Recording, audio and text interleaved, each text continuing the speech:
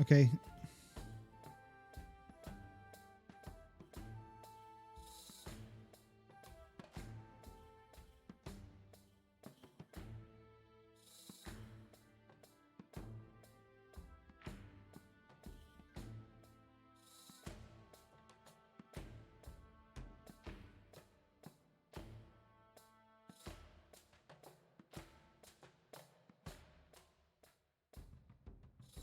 Can you hear me now?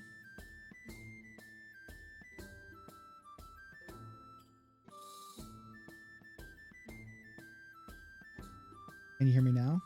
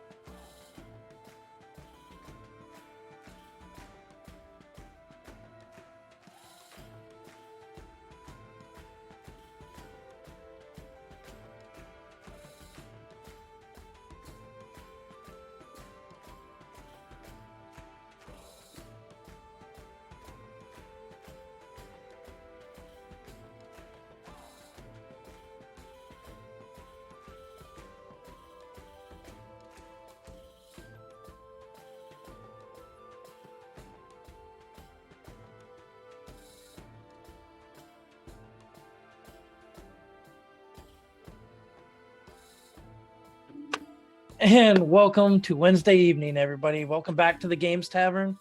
So grab yourselves a nail, take a seat by the fire, get all cozy like all of us this evening. And we're going to go ahead and spin you some more tales of dirty deeds. So make sure you go ahead and follow us here on Twitch. It helps make sure you keep track of everything that we got going on here at the Games Tavern. We got a lot of great shows throughout the week, so you can keep up with everything that's going on. Also, if you're catching this on YouTube, make sure you follow and subscribe there, because we got a whole bunch of our past episodes are queued up, getting ready to go out premiering over the next week or so we can get caught back up on all that. Before we go ahead and recap what happened last week, however, let's go ahead and pass on a little bit of our knowledge to them out there, especially starting off with a little bit more about Twitch. Right. So if you have a Twitch Prime account, remember that you can subscribe absolutely free using your Twitch Prime. All you have to do is go down, click the little button, and choose to subscribe. And you have to come back every month and do that. Subscribing benefits everybody here. It helps all of us, our tech goblins, all the other shows that are going on here on the channel, and just helps us keep moving forward on playing games and bringing fun things to you guys. You also get access to our subscriber-only Discord channel, as well as subscriber-only emotes right here on Twitch. So please hit that button and don't forget to come back next month to re-up that subscription. We would love to extend a huge thank you to Shard Tabletop for sponsoring our show. You can follow the link in chat and check them out for yourselves. It is our favorite place to play this game, along with any other games. It is actually the official VTT of the Games Tavern. So for all the games that we play here, it has so many extras and extra built-ins, like access to rules, adventures, and other supplements. It has digital tools like character builders, and digital character sheets that you can customize yourself. It also has little things for DMs and players, like adding your own spell effects, which makes the game so much more fun to play. So you can follow our link in chat and use our promo code TGTShard20 and save 20% on all subs. 20%? 20%. 20%. And before we continue on with the percentages and the discounts, we did actually just get some raiders from Trig and Kiki, so welcome. We're just getting ready to get started for this evening, so stick around as Biscuit is getting a little excited in the background. Biscuit's ready. And yeah, we got some more percentages, some more discounts to talk about. Welcome, friends. Tonight, we are giving away a mystery dice set from our friends at 1985 Games. Yeah, Biscuit's super excited about this too. Please check them out at 1985games.com and use the code DIRTYDEEDS1985 to get 10% off your order. Type !EPIC once you see the notice in chat that the raffle is live. You must be a resident of the US or Canada, excluding Quebec, and you must be a follower to enter. We will continue to take entries until the end of stream, so please be sure to stick around, as you must be present in chat for the staff to contact you when we pick a winner. If not, we draw new winners, so don't miss out. Awoo! Stream Roots is live at the Games Tavern. Follow the link in chat to pick up your Games Tavern packs. These cards can be utilized to help out the characters of the show with things like inspiration for the entire party. Really helpful when we go in to face things that are probably going to kill us all. Keep it in mind. You can grant a luck point for a player. You can get other collectible cards. There's even a card to grant inspiration to the DM if you're feeling feisty and like you hate us. Thanks. I mean, it's not necessarily that they hate you, all right? It's they like to see the trauma. They like to see the difficulty. The trauma it llama is not an endangered species. It does not need help.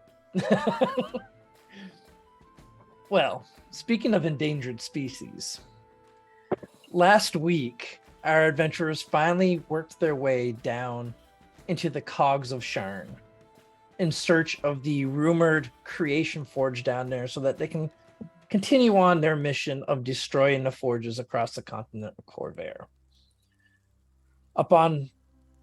Actually, let me step back, because right before that, they actually finished a conflict with one of the mechanical centipede-like creatures. And then they descended down. Yeah. These strange warforged machinations that are able to seem to attach themselves to each other to form these multi-legged creatures. They dispatched the one that they encountered, freed a bunch of civilians, found a way to get down into the cogs nearby, and worked their way towards the Red Hammer Inn, a tavern within the cogs that tailors towards the Warforged in the area, where the cogs here in Sharn house a lot of different forges and stuff like that, where people come down and they do work their various wares. Upon approaching the Red Hammer Inn, however, they noticed that it was under siege by a small group of Warforged soldiers. Jumping into the fray immediately, causing a little confusion with some deep magic, they were able to defeat the Warforged and work their way inside, where they met a group of individuals who were hunkered down within the inn, some trying to recover injured Warforged, where they also met Baron Merrick's, the individual who runs the southern house of House Cannith, and is also the one to have this rumored forge here in the cogs. Talking with him, trying to find out what's going on, he directed them towards a warehouse further on down the road to where this forge is supposedly located. Also running into their old friend Scales, an old associate of Terran's, and who's the party have dealt with before, had maybe a few misgivings about each other. Had a few conversations where Halceris got more information on his missing friend Talion, who he had worked with many years ago and was originally sent here to destroy the Creation Forge by the 12, but has gone missing. Last that anybody has known, he was at the Forge when he had gone to the Forge and has gone missing since. Nobody knows where he is actually located at the moment. And just as our adventurers were getting ready to set out for this warehouse, they saw some strange machinations out on the street. Small, spider-like almost creations crawling along the ground, each with a clear dome sitting on top of some sort of base. This dome filled with a yellowish, viscous liquid of some sort. As they see 6 of these things creeping and crawling their way towards the inn. And that is where we left last week. As I will bring up the map for you guys, so you can see where you are currently at. And you see these 6 creatures approaching the tavern. What is it you all wish to do?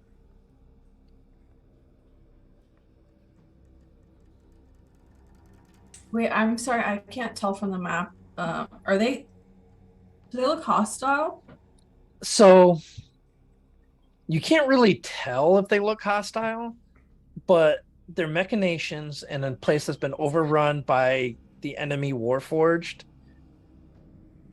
This might be a break first, ask questions later sort of situation. So they're also, you do note that they are approaching from the direction of this warehouse.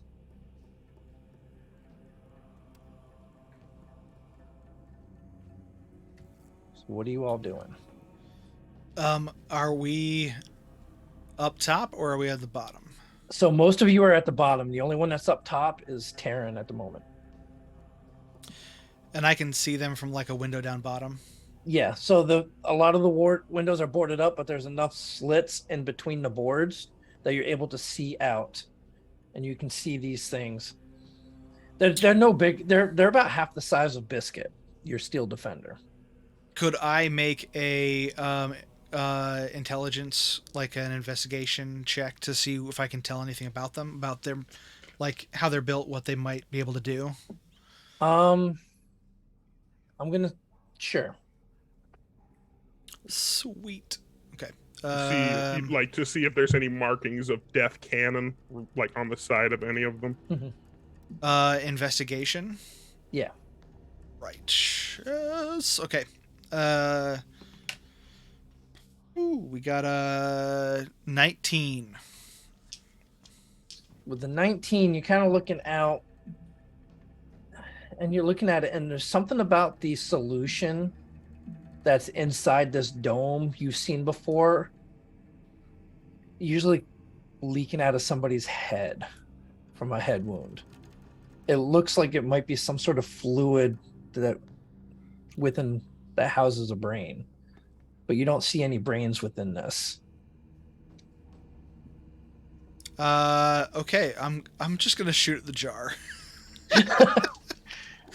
I don't like this. This is bad. I don't. No, thank you.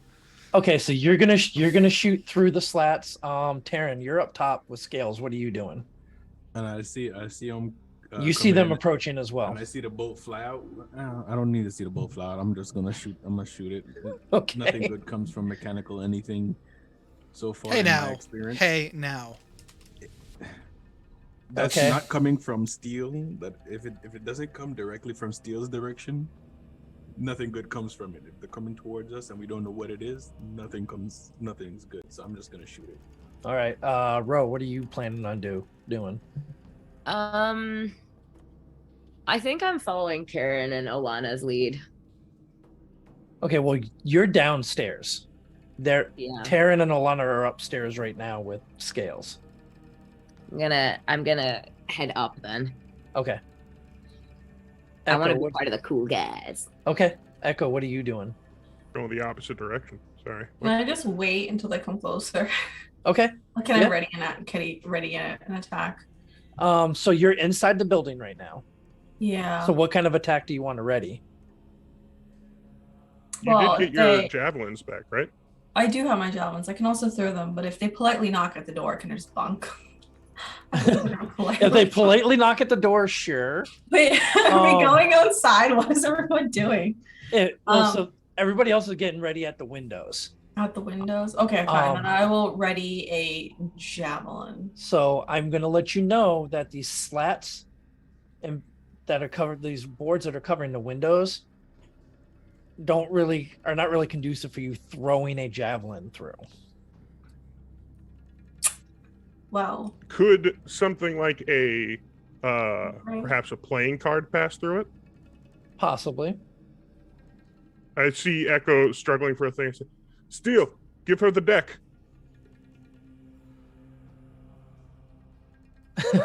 You're Okay. still- Yeah. Okay. I just toss it. you want me to throw? So Just take one and Steel throw it. tosses you this leather-bound pouch that has Throw a the pouch series at of them, cards okay. inside of it. You know how I fare with boomerangs, but okay. Halceris, what are you doing? I'm looking at these things, seeing everybody wind up, and yeah, same thing. I'm kind of against one of the windows, looking at it, and if they're within 60 feet, we're going Toll the Dead. And if anything gets closer than that, I'll do some other stuff. But yeah. Yeah, so from you, let me ping. There we go. Yeah, the farthest ones are about 88 feet from you. The other 4 are all within 60 feet of you. Perfect. We'll say. Okay, so Echo, you've got the deck. All right, what are you doing with the deck? Because all this is going to take place all at the same time, and then we're going to go to roll. All right, so I can take a card. I'm gonna make sure that it's okay with Steel and Halceris, and I'll dig in, pick a card. And I throw it to guess them. I'm gonna throw it out the window. Okay. All right, so we're going to come to that last. Steel, I'm just gonna go through the order I've got you guys on my screen. So Steel, you're up first. Sweet. Roll So which dice. one are you aiming at? Dude, I'm gonna go for number 3 right there, Okay. since it's right there. And that is a 23 to hit. The 23 is gonna hit him. Okay, that's number 1. Let's see. Of course. That is 7 points of force damage. Okay. And second roll is does a 15 hit? 15 does actually. Sweet. And that is seriously? That's 6 points of force. I'm awful right now. Okay. 6 more points of force damage. And Okay. that be it. Okay. All right, then Ro. Sorry. Oh wait, yeah. So you get just upstairs. That's right. I forgot you were going upstairs. Mhm. That's right. So you get upstairs, just as you see Taryn releasing the arrows out the window. Release arrows. Okay. Yeah. So if I see that, I'm gonna run up to the roof, do my like woo, and then shoot a Eldritch Blast. Well, so you're on the second floor. You're not on the roof. Oh god damn it! I want to go to the roof. If you can climb out the window. And go up to the roof. I don't really want to do it that bad. I mean, please, by all means. Are there windows? I'm sorry, my head's So everywhere. they're boarded up. The windows are boarded up. God damn it! That's not useful. How hard would it be to rip a board off and put my hand through? Seems fairly easy enough. Am I really gonna waste time doing that? Can that be a bonus action? Sure. Cool. I'll make it an interaction actually. Love that for me. Okay, what do you want me to roll? Well, no. So you go and you rip one of the boards off. Oh, magic. Okay. Yeah. Cool. No. I'm gonna Eldritch Blast the closest two, because I think they're close enough for me. Okay, to you're gonna do one to each. I'm Or just gonna go for that guy, the number 3. I'm just Number gonna three? go for him. Okay. So that's gonna be 2 Eldritch Blasts, and the first one is 19 to hit. That's gonna hit. All right, and that is 11 damage. Okay, that's a pretty good shot. And the second one is a 23 to hit, Yep. and that's going to be 7 damage. All right. So as you shoot both the Eldritch Blasts out, you see it go and it shatters not only the dome on it, but the little spider-like body of it itself just shatters and falls to the ground. For my bonus action, I'm actually going to cast Expeditious Retreat. Okay. Cool. That's Yep. that. All right. So you guys managed to take one of them out so far. How's Saris? Yeah, I guess none of the other ones have been hit yet, right? No. Okay. The closest one then, number 5 here, right Number in 5. front of me. Okay. So that is a wisdom saving throw.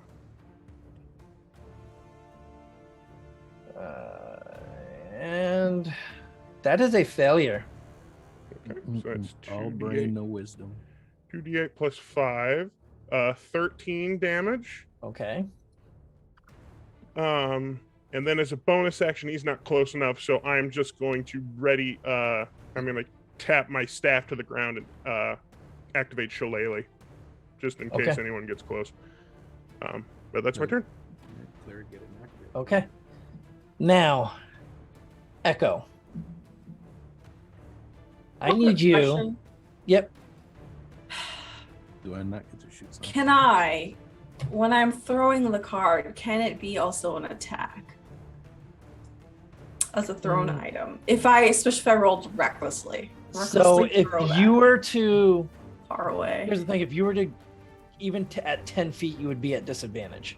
Beyond that, it's pretty much impossible.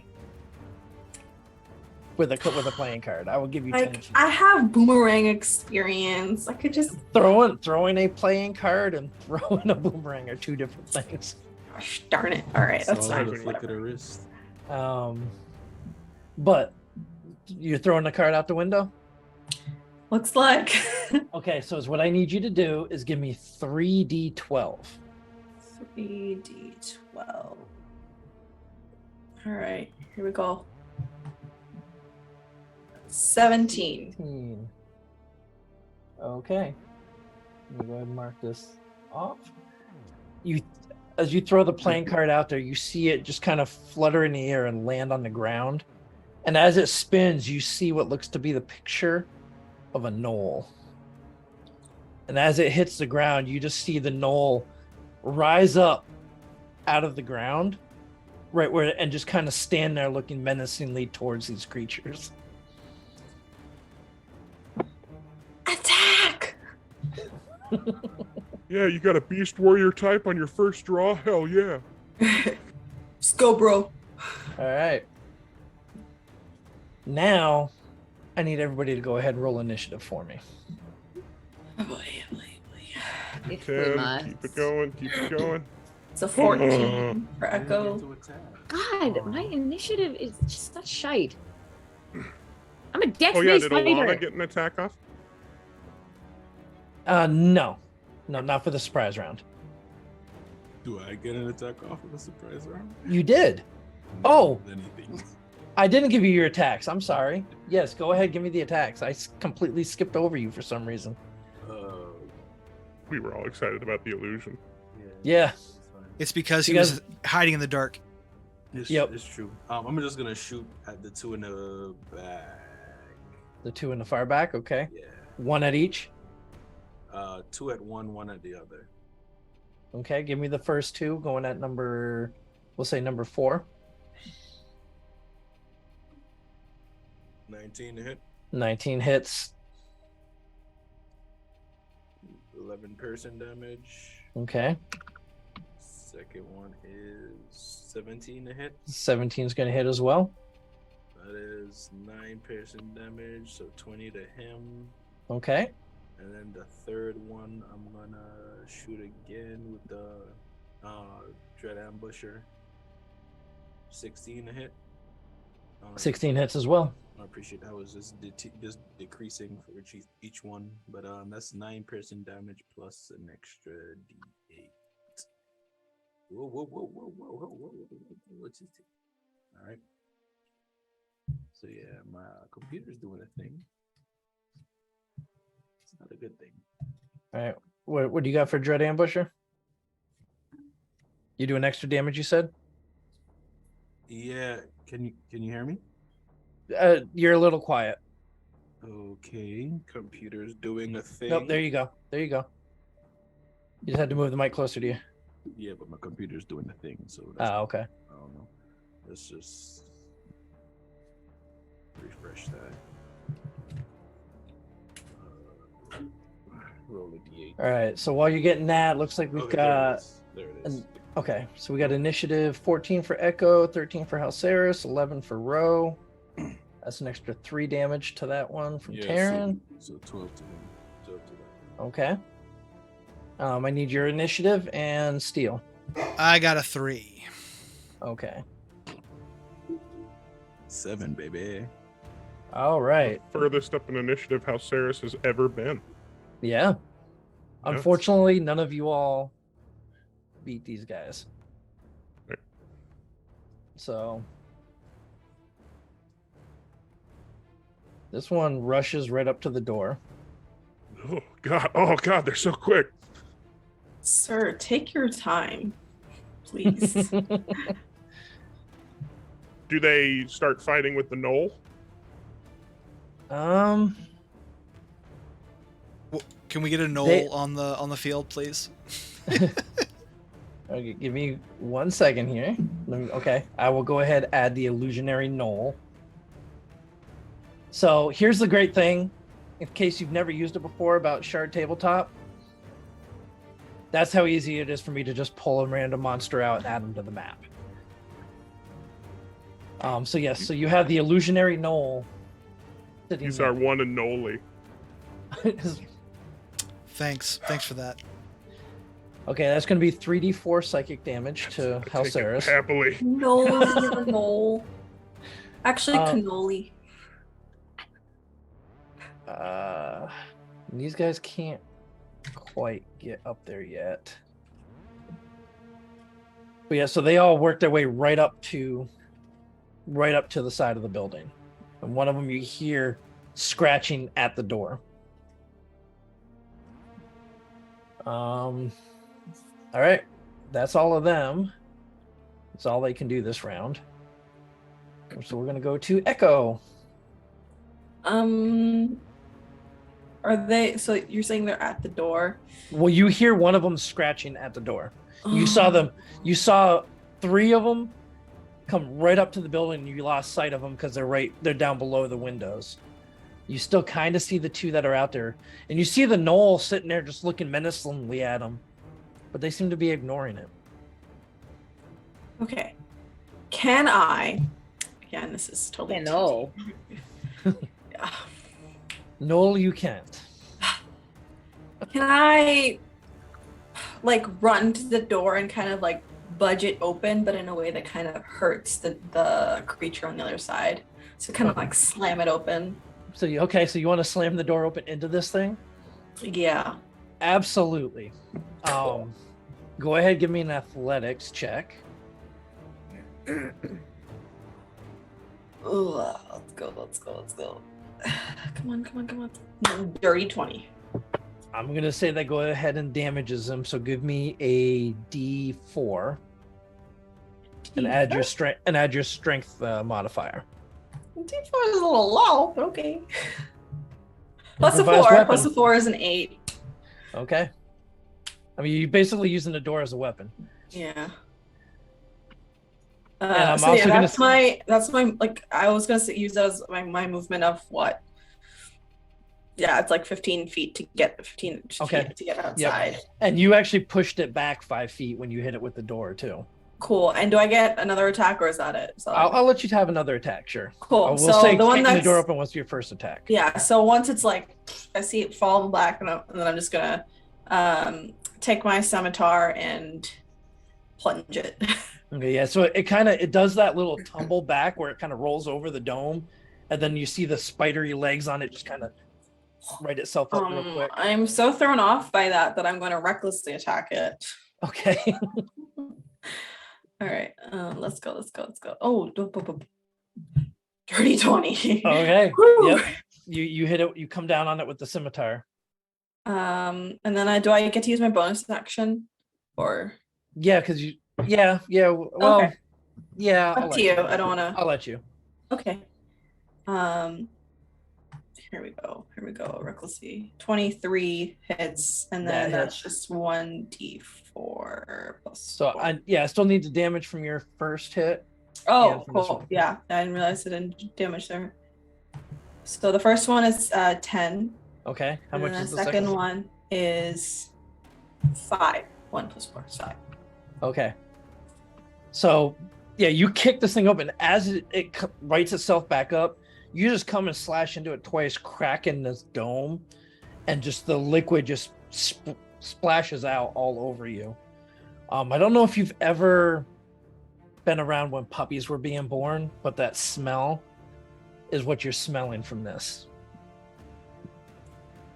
Or it's when puppies are being born, or when a baby's born, you get that's what you're smelling from this liquid. I can't say that I know what that smell Like is. Now I amniotic never wanna fluid? find out. Amniotic fluid, yes. Ugh. That is the smell that you're getting from this. I'm a dentist, and that's not it for me. I mean, I've been around puppies being born, and when my kids were born, and yeah. I thought you were gonna say puppies as in it smells like puppy breath, and I was like, oh my god, I love them. But Yeah, now no. it's not as cute. No. No. Okay. Well, that's fine. That's my turn. Am I allowed any more movement or? I'm gonna say you have 10 more feet. Okay, I'm just gonna kind of move closer to the. No. All by yourself. So do you run through the knoll? All by myself. What? Do you run through the knoll? Is it a grassy knoll? No. I just run next to him like, hi, buddy. Wow. The knoll jokes today. All from a random roll. All right. I didn't think we'd be so knowledgeable. Halceris, you're up. No for initiative. So I can't quite tell from this bottom level, but 1 and 2 and number 4 up here, are they like scratching on the wall kind of thing? Like, do I hear them from the inside? So you can hear some scratching just on the other side of the wall. Okay. And you can still kind of see 4 and 3. All right. So I am going to then move right about where I see them. Yeah.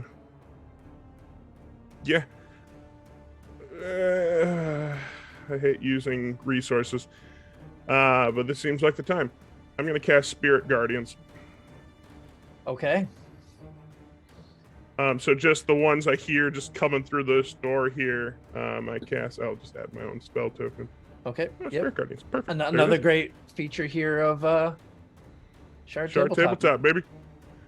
All right. So yeah, I am holding that, and then as I look at number 4, before I move to this spot, I guess I could kind of stay the same spot. It doesn't matter. But I will cast Hobble on number 4. So that's a dex saving throw for him. Okay. Dex saving throw on Hobble, and he's definitely going to fail that one as well. Okay. So yeah, he has half movement speed. Half movement speed. Got it. Yeah, that's going to hurt. Okay. All right, Yeah, and I guess this doesn't take effect until they start. So. Yep. Okay. Next up, we have Ro. Can I who can I see from here? Probably number 3. You can see number 3. Okay, That- yeah, well, boom boom baby. So that's gonna be I want to use lucky so bad, but I don't have any left. So that does not hit. That's Nope. a that one. And that is a dirty 20. The dirty 20 is going to hit. Okay, that's 6 damage. And then I'm going to use my bonus action dash for Expeditious Retreat Okay. to kind of start heading up to the roof so I can get a better vantage point. So you're going to have to remove a couple more boards first. Am I going out the window up to the roof? That's the only way you can get up there. All right, cool. Let's do it. So in that case, then I'll use the rest of my turn to rip the boards off. Okay. So you rip the boards out. Yep. All right. And then I'll say, you know what? Because you used Expeditious Retreat, I'll say your bonus action was to remove enough boards for you to get out through the broken window. Go ahead and give me an athletics check to Yeah, because I climb still have up my to the roof. movement, right? Yep. Awesome. Athletics 16. Okay. You're able to Scramble around. Now, you are, however, going to take 3 points of slashing damage Why? climbing through the broken window Fine. because the window on the outside side is shattered from the combat earlier. All right, Yeah. cool. I ate it. All right. Because you just climbed out the window through the broken glass and all that. And Yep, got you. all right. Taryn, you are up. From upstairs, you can see number 3. You are muted. They're 20 feet away from each other. That's fine. I would like. I guess. All right. Yeah. I would like. Yeah, I'll just fire at number 3. Okay. I should put this on this other side. 18, 18 hits him. 11 damage, Okay. 26, That's going to hit as well. 7 damage, 7 piercing damage. All right. Second arrow fires through, and you just see the crack on the dome on this thing falls apart, and it just almost gets pinned to the ground. All right, I'd like to flip out on the roof, please. Okay, so you're gonna try to follow Ro up to the roof. Yeah, but if she went out and left, I'm gonna go out and right. Whatever opposite direction she went. She went out and up. Out and okay, so I didn't see if she went left or right. So I'm gonna go out and right. Okay. So but you're still trying to get up on top of the roof, or are you trying to stay on the side? All right, wait. The map. So I'm sorry. The map is throwing me off a little bit. I thought it was a window with a ledge, but yes, I'd like to go up. I'd like to get on the roof. I mean, there is a small ledge, but it's not like this big, huge, catwalk. That's okay. Yeah, I'd like to Okay. get on a roof. Give me athletics check. Can I do acrobatics? Can I just Describe how you get up to the roof with acrobatics. You hold the top of the sill and just I guess it'll be a pull up and just vault up like That's going to be more athletics. You sure? Mm-hmm. That's a jump and flip. I've done pull-ups. That's athletics. I'm not pulling up. I'm jumping and tuck. I guess it's fine. I'll do athletics. It's okay. I'm gonna fall anyway. It doesn't matter. +3, -1. You go to vault out, and your hands just let go. You actually, matter of fact, that's what happens is you take 1 point of slashing damage as you go to grab to go up, and you cut your hand. And as you're trying to vault through, you let go because of the cut, and then you fall the 15 feet to the ground, taking 6 points of bludgeoning damage as you hit the ground. Muted. Can I do like a bad superhero landing? I will say, you want to do a superhero landing? Give me a strength saving throw. I'll do that. It's 4. It's not meant to be. It's just not meant to be. So let's stop doing this. You are also now prone. That's wonderful.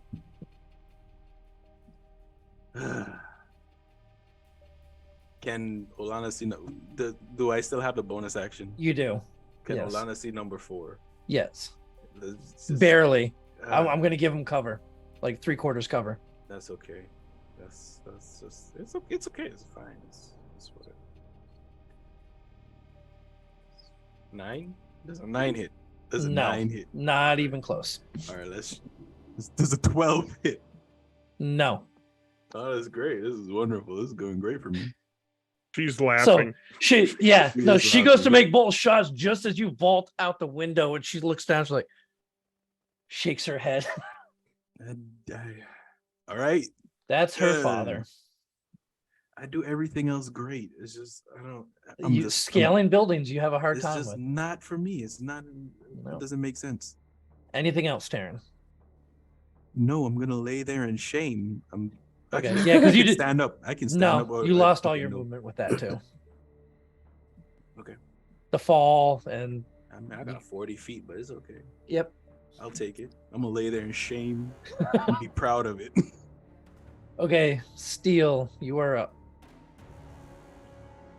Okay, myself and Biscuit are gonna get the heck out of here. So, run.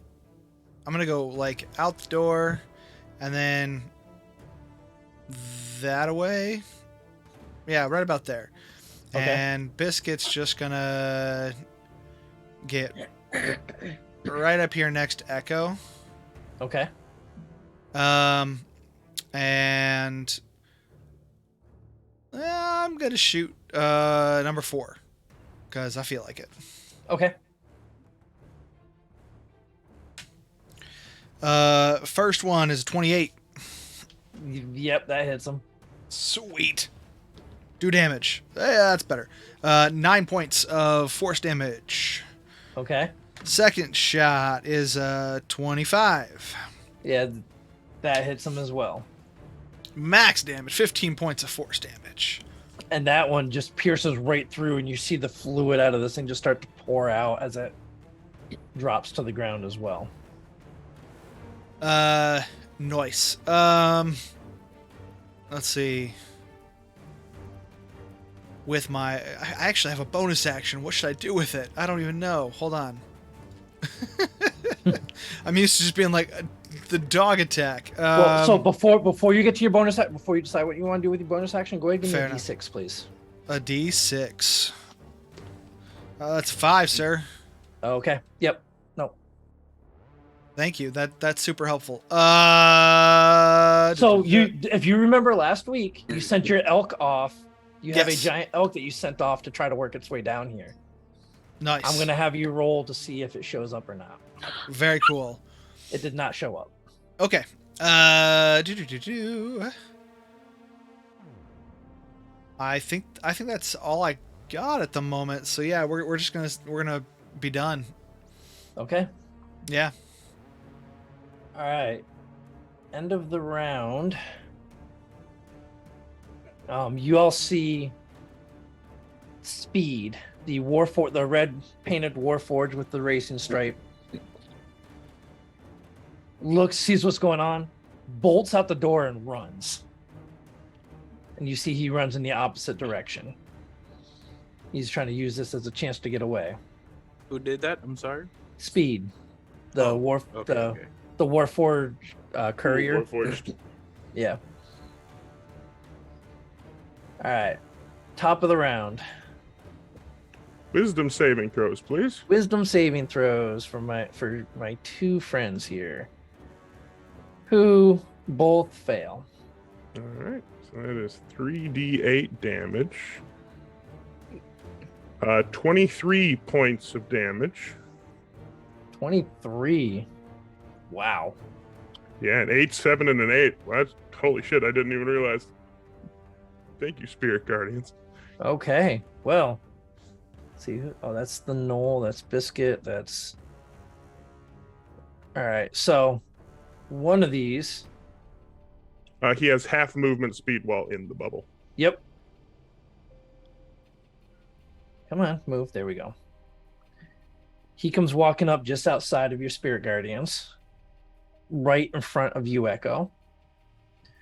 And then the other one climbs the wall, and you just see this spidery thing kind of come up, and it doesn't have eyes, but it's looking at you through the slats of this window.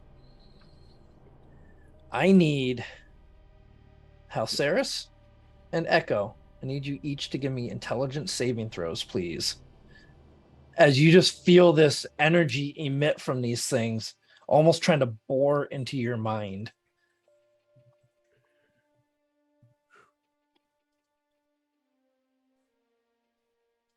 $11 for Halceris. Okay. That looks like a 19 for Echo. Okay, Echo, you succeed. You're able to just fend off whatever onslaught this is in your brain. Unfortunately for you, though, Halceris, you are not. And that is going to be... So first, you take 14 points of psychic damage. Ready? And then I have to make another roll. Does that mean it's 7 for Echo? No. Oh. You succeeded. You succeeded, so you were able to hold it off. Halved? Yeah, no, it's not halved. What is your intelligence score, Halceris? Halceris' intelligence is 14. Okay, so you are safe. As whatever this was seems to be trying to insult your mind and trying to knock you unconscious. All right, but you succeed. All right, next up, Echo. This thing just tried to break into your mind. Yeah, how dare it? It's on the wall. So there's one that's kind of hanging on the wall and right in front of where Halceris was at one of the windows. The other one came right up to you. It's right there on the ground in front of you. Yeah, I'm gonna swing at it. Okay. My scimitar recklessly. I'm trying to find my. There we go. Here we go. That's 21 to hit. 21 hits it. So it's 11 slashing damage. Just go ahead and describe for us what you do to this thing. So having my mind almost try to be infiltrated, I'm just like kind of like snap out of it, and then I like whirl my scimitar around and just like spin and slash. Okay, you just crack right through the dome, and again more of the fluid just kind of sprays out. Okay. And then how far up the wall is number one? Oh, it's at like window height, so maybe 2 or 3 feet. Okay, so I'm a. Can I run up to it and like kind of parkour and hit it, or do I have to roll Sure. extra for that? Okay. No. If it's only like 3 feet. Yeah, no, it like is at the window. Yeah, so I will hit that recklessly. Okay. 26 to hit. Okay, damage. Damage is 11. Go. Okay, go ahead. Describe Yeah, I this just one kind of run up the wall and then plunge. Are there any more left? You do not see any at the moment. Whew. As you crack this one open, though, like the fluid sloshes down and gets all over your feet. And I'm like Can I do the thing where like I like you step really fast to try and like get it off you? Give me a dexterity saving throw. Actually? Sure. But why? See if you can get it off you. Oh, that's a 7. No, it's all over you. Blech. Cool. Yeah, that's my turn. Okay, well, that's the end of combat, actually. For right now. As you guys see these 6 creatures just smashed all over the street. Just the smell of amniotic fluid just in the air. How far away did they say this next forge was? Not far, right? No, it was about 20 minutes or so. Okay. Let's move on. Yeah, let's get going. Don't think we will gain anything from staying any longer. Okay. So you all start to head out the street, heading in the direction of the warehouse. How do you all plan on traveling? Are you going to try to stealth your way? Brazenly walk in the middle of the street? Or so I'll look at the party and say, I think while being stealthy can work for some of us, I think perhaps proceeding cautiously equal distant from all other walls so nothing can get the jump on us. We can see everybody coming. Might be a little bit safer.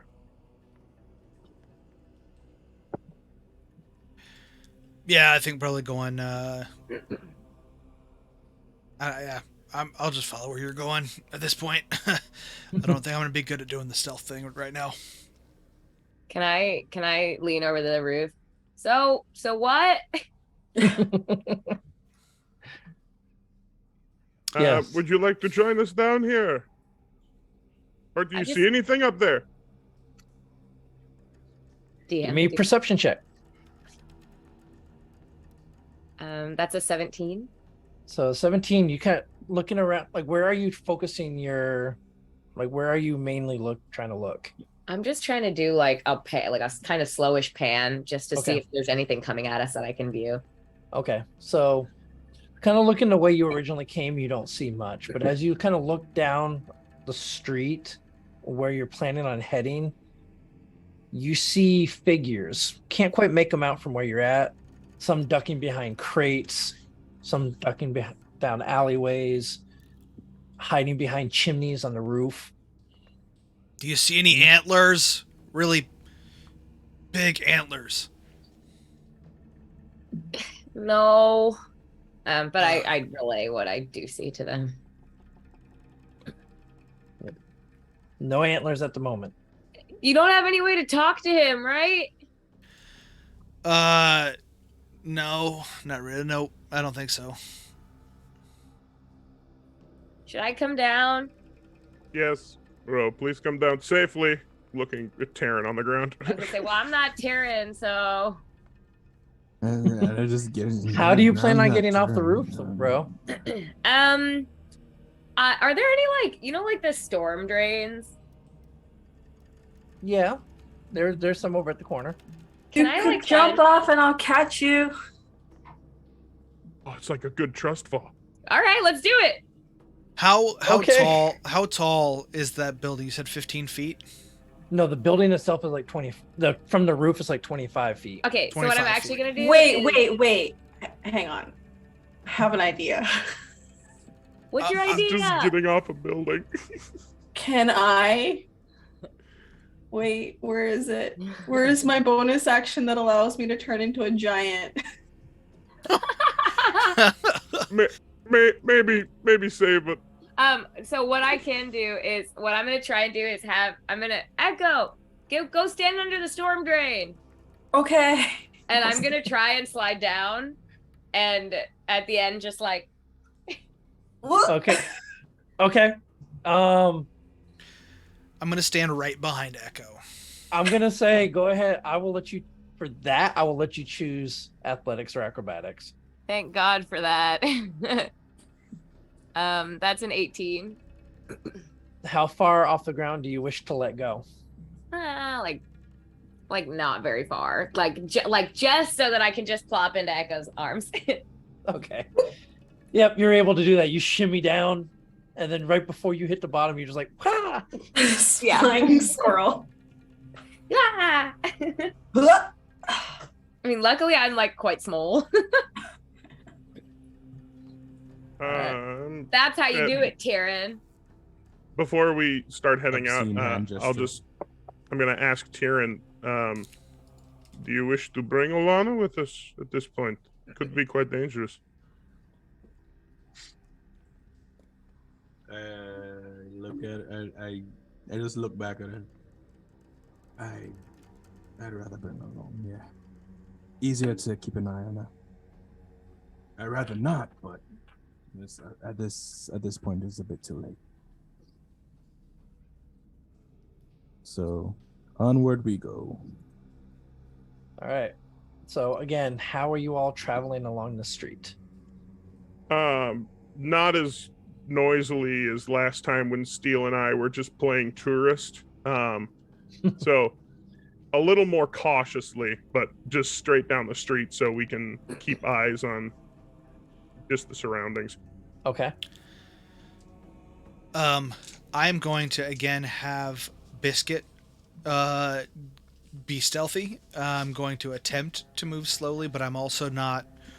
I'm keeping my eye downrange to try to catch sight of anybody that ducks out of cover. Okay. Essentially. I'll keep eyes on the rooftops then. He's looking downrange, then I'll look up above. Keep eyes on anyone trying to get the jump on us. Okay. So what we're going to do is, even though this isn't the layout, on the map, I want you guys to go ahead and place your tokens in relation to each other on how you plan on moving down this street.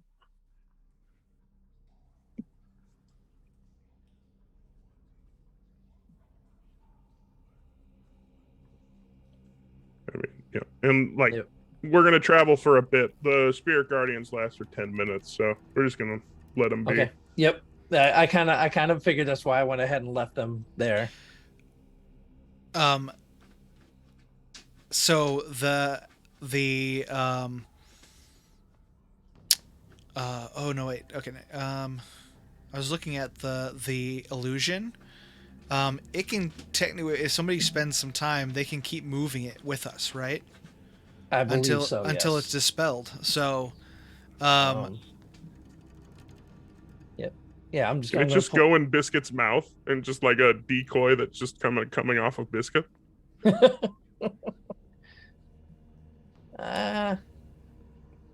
Let's see. Biscuit has 3D projector technology.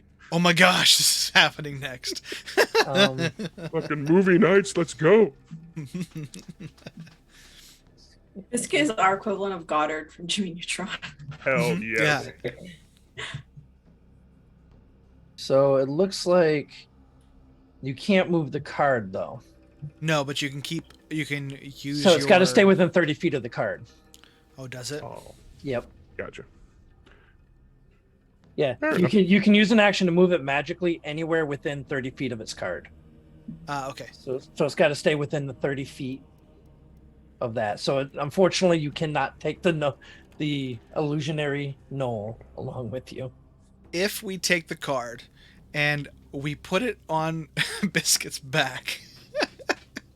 The illusion lasts until this card is moved or the illusion Moved. is dispelled. Moved. Yep. Okay, that's the question. I was like, does it have to be picked up or does it just move the card? Yeah. Okay, So, good deal. So if the card's moved, so Gotcha. some cruel DMs would have a nice gust of wind blow it away, but hmm Okay, we're Thankfully, good. you're not that cruel. So Yeah. kind. Yeah. Well then. I say we just keep going. okay. So we have you guys kind of moving in a small little group, except you got Biscuit kind of moving off along the side, right? He is being stealthy, stealth dog. Okay. The whole time he's going bum bum bum bum bum bum bum bum bum bum bum bum. Okay. The little speaker on his back is just playing. Little this mechanical dog just creeping along. Taryn, you and Olana aren't trying to stealth? Nah, we're just gonna watch the 6, and we're just gonna follow Okay. behind. Just keep eyes on scanning to see what's behind us, All right. so no one sneaks up. So go ahead, give me a stealth roll for Biscuit. Biscuit can do this. Cool. I don't have to roll a disadvantage.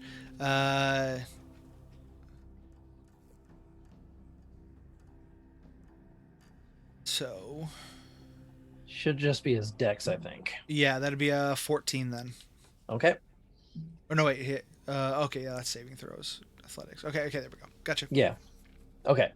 So 14. So I'll keep that in mind as you all begin to work your way down the street. As you maybe make it the first couple 100 feet, you see a figure pop around from a chimney on one of the roofs to the right side of the road. Pop, pop. With a yep. So all of you go ahead, give me quick attack rolls on him. Or whatever you're using. Are you?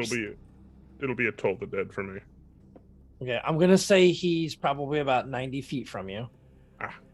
Then I would do nothing. I'll take him. I've got a dirty 20. Okay. 21. Okay.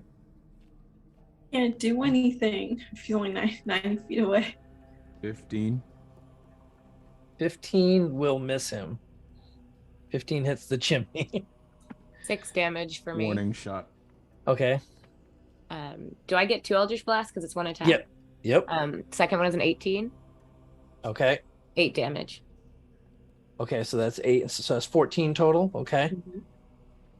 Second one's an 8. That misses. That just goes flying right up over the roof. I love it. What'd you have for damage, Steel? I did not do damage. 1 second. 15 points of force damage. Okay. As you all see him pop up, just as he looses one arrow, you see everything else hits him, and you just see him kind of tumble on the roof, falls down to the ground, stops moving. But his one shot that he got off is not going to hit anybody, actually. But it does ricochet off the ground at your feet, like right amongst you guys. He didn't miss by much. Don't mess with us.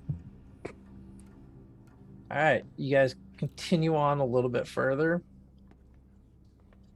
and then 2 more pop up from an alleyway on either side of the street. What are you guys doing? Still the same distance away? This time we're gonna say 65 feet. Boom, baby. Jerk. Well, actually, you know what? No, this is what I'm gonna do. Give me, and I'm gonna let you determine this. Give me a D100. It turns into a plant. No. I do again. Oh, God. 91. So they are 91 feet away. Fair enough. 28 to hit. That hits. For 13 points of force damage. Okay. The left or the right? I'll say right. Okay. I don't think I hit. Nope. An 11 and an 8, you missed with both of them. Yep. Do I need to get a second shot? Well, we're gonna wait. See, Taryn, were you taking a shot too? I'll take a Left he's or in right? front of us, right? He's in front of us, right? Yeah, they're in front of you. Basically, what's happening is you guys are working your way down towards this warehouse, and these guys are just kind of lying in wait for you guys to come up, and they're popping out, taking shots at you. Which one does Gotcha. Steel shoot? The one on the right. I'll go left. Okay. Nat 20. Here you go. That's gonna hit. That is 16 damage. Okay. And you got your second shot. Oh, second shot. Is 26. That's gonna hit as well. And 8 piercing damage. All right. They each are able to get arrows off. One's going at Do I Egbert. get my second shot? You get 2 attacks around?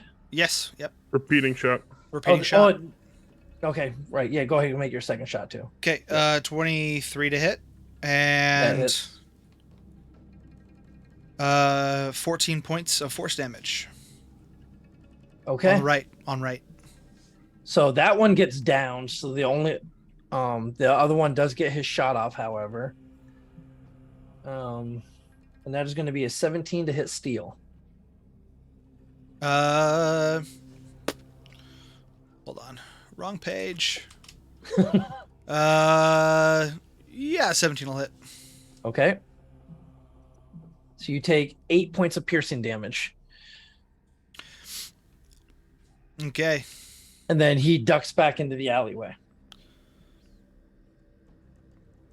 Can Biscuit get in on him? So he was on the left side, and is Biscuit staying on line with you guys? Yeah. Well, I mean, no. Yeah. So They Biscuit's were 90 trying feet to. out. No, Biscuit's trying to stealth ahead if he can. Okay, how far ahead though? Probably within 30 feet of me. Yeah, so he wouldn't be able to make it to him before he ducks into the unless you want to send him down the alleyway after him. I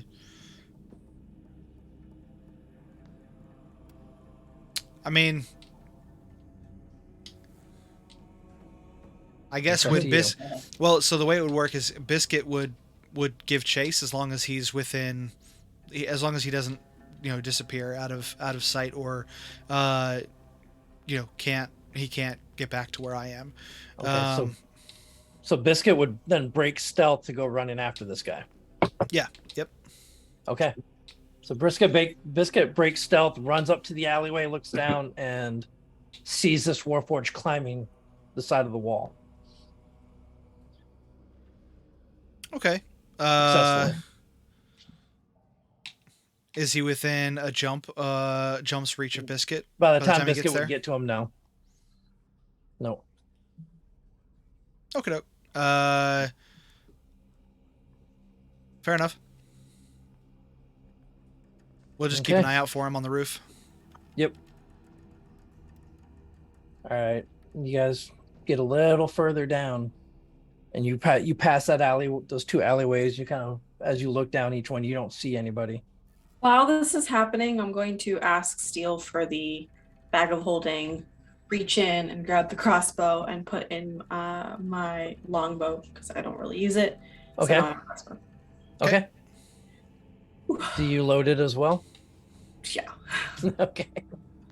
So I doubt he keeps a loaded crossbow in the bag of holding. Not in the holding. I'm not like loading it. I mean, Steel might. Hold on. Let's not get too hasty. That might be a loaded crossbow. What happens if a crossbow accidentally goes off within a bag of holding? Just shoots to the bottom. Well, I was gonna say that it technically is in a non-existent space, so it's the outside you have to worry about. I'll just keep an eye out for more people, and Biscuit's gonna get back out ahead of us. Okay. Can he make another stealth roll? Yeah, go give me another stealth roll for Biscuit. Biscuit got a 1. For a total of 2. Good job, All Biscuit. right, so his stealth is 2.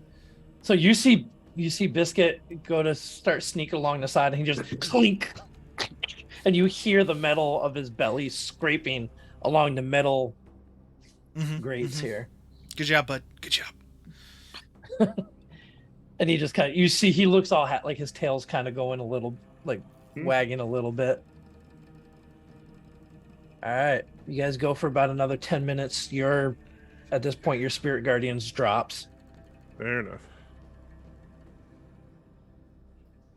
I'm also gonna, in that time frame, I'm gonna go ahead and grab myself some good berries. Okay. So, bam. Anybody else need 2 good berries by chance? How are you looking on spell slots, by the way? Oh, I'm not bad. I got 1 first level and all my second level spell slots left. Okay. I mean, I'll take some, but I'd never say no to one, but if other people need it more, then I'm. So for each good berry you consume, and you gain 1 hit point. Yeah. Oh, it's just 1 hit point. Yes. Yep. thought it was like 4 or 5. Nope, it's just Nope. 1, but it comes in groups of 10. So I took 8 because I just took 8 points of damage. I'll take 2. That's fine. Go for it. Yeah, you see Steel just kind of moves his hand over and Oh. a pile of berries pops up. You know what else I'm gonna do while we're here? Let's see. The three youngins are gonna get aid. So max HP goes up by 5, and your HP goes up by 5. So Okay. that lasts for 8 more hours.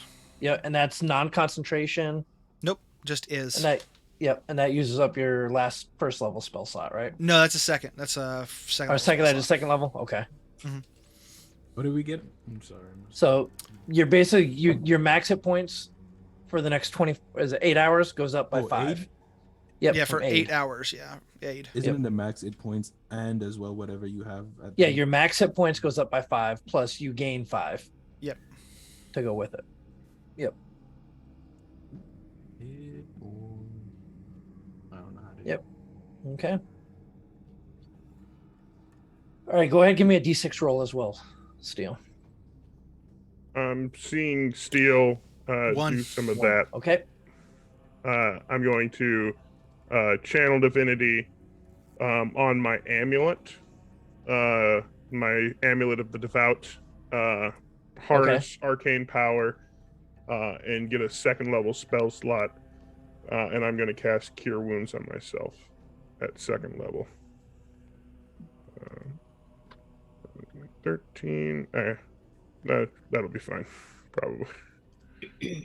Okay. Oh, wrong way. I minus. Oh. And Hey, that's my job. I'm since- supposed to take the HP away from you. Since spiritual guardians dropped, just gonna spread a little bit more. You're gonna what? Couldn't quite Spread hear you. out, sorry, spread out just a little bit more. Oh, okay. Yeah, the formation since it dropped, just to keep distance in between, to avoid any splash damage. Okay. Try to. Okay. All right, you guys continue on down. And as you're going down about another 5 minutes, you notice nothing seems to be coming out at you anymore. And then you come across what looks to be a turn in the road. How are you all approaching the turn in the road? Big Like the Pink Scooby Doo Panther. style lean. Yeah, I was gonna say I would take the corner and just peep out. Okay. Our You heads peek- stack on top of each other as we appear. Full Scooby Doo. All right, so as you kind of peek around, you look and you see the road in front of you probably goes about another 400 feet. And then at the end of the road, you see what looks to be a large warehouse amongst some other buildings and forges. All right. Did we get from the folks in the Red Hammer, like, basically, like, we know it's a big warehouse, but did we get any sort of, like, discerning marking? Like, is it warehouse 10, or is it, Well, specifically, so or is on it just the only one? on top or right above, and it's from a distance, but you can see it because it's large enough. Above the doors, you see the symbol of House Cannith. I think that's the one. I think you're right. I also think you're Do we right. see? Do we see any? Just looking at the roof of the building, does it look like turrets or anything like that? Sort of, because we've dealt with the blasters before. Mm-hmm. Go ahead, give me a Let's see. perception check. Anybody there? Ugh. 12. You do not see any. Yeah. Do you want to go around, or should we just go the front door?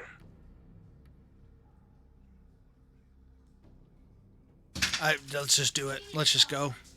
Honestly, if we don't see anything, we should just get in there. Does it look like it has another entrance? Maybe around the side. So is what I'm going to do is I'm actually going to bring this up so you guys can kind of get an idea as you start to approach. That's not what I want. Come on. There we go. So this is kind of what you see at the approach towards this.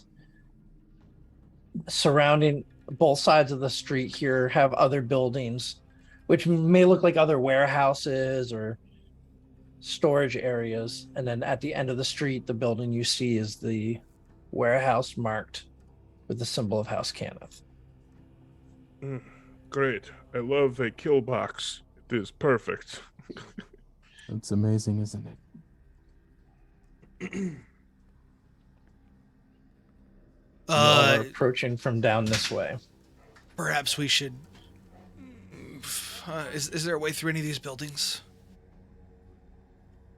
I'm gonna take a look around and see if I can find a way, like into one of the side buildings, maybe. So these all seem to be other warehouses of some sort. So there are a few windows, most of which have like the heavy shutters kind of boarding them up. You can try to go through them if you want.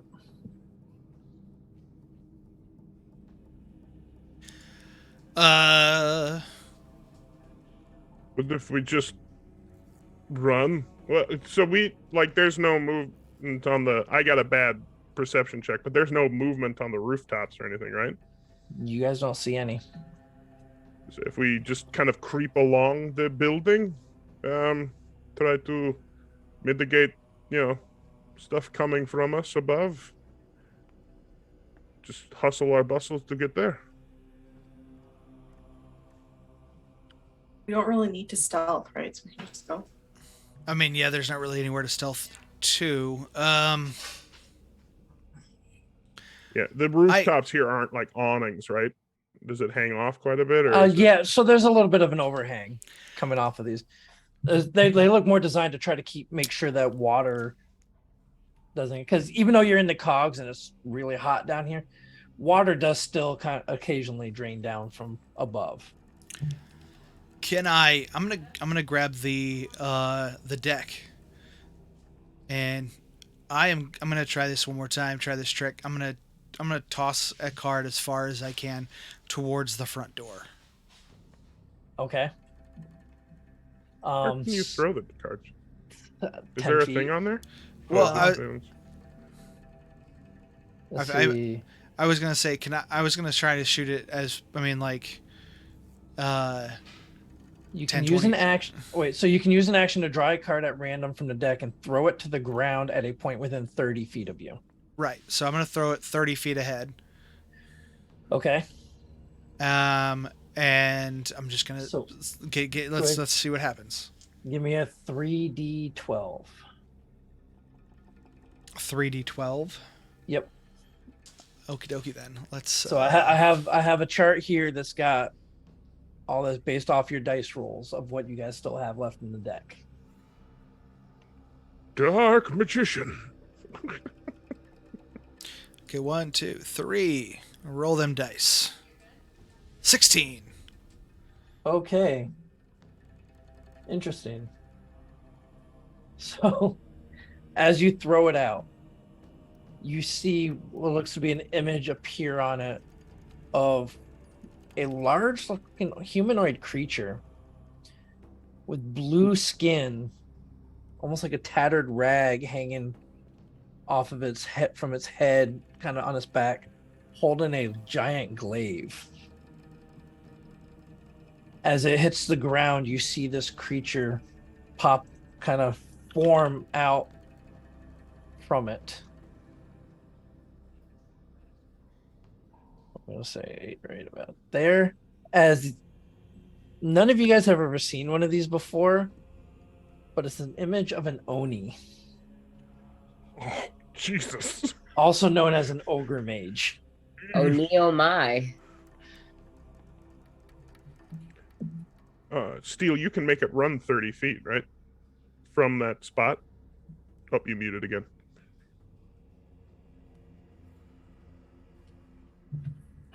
Yeah, still can't hear you. Fine. So There okay. we go. I want to move it 30 feet straight towards the door.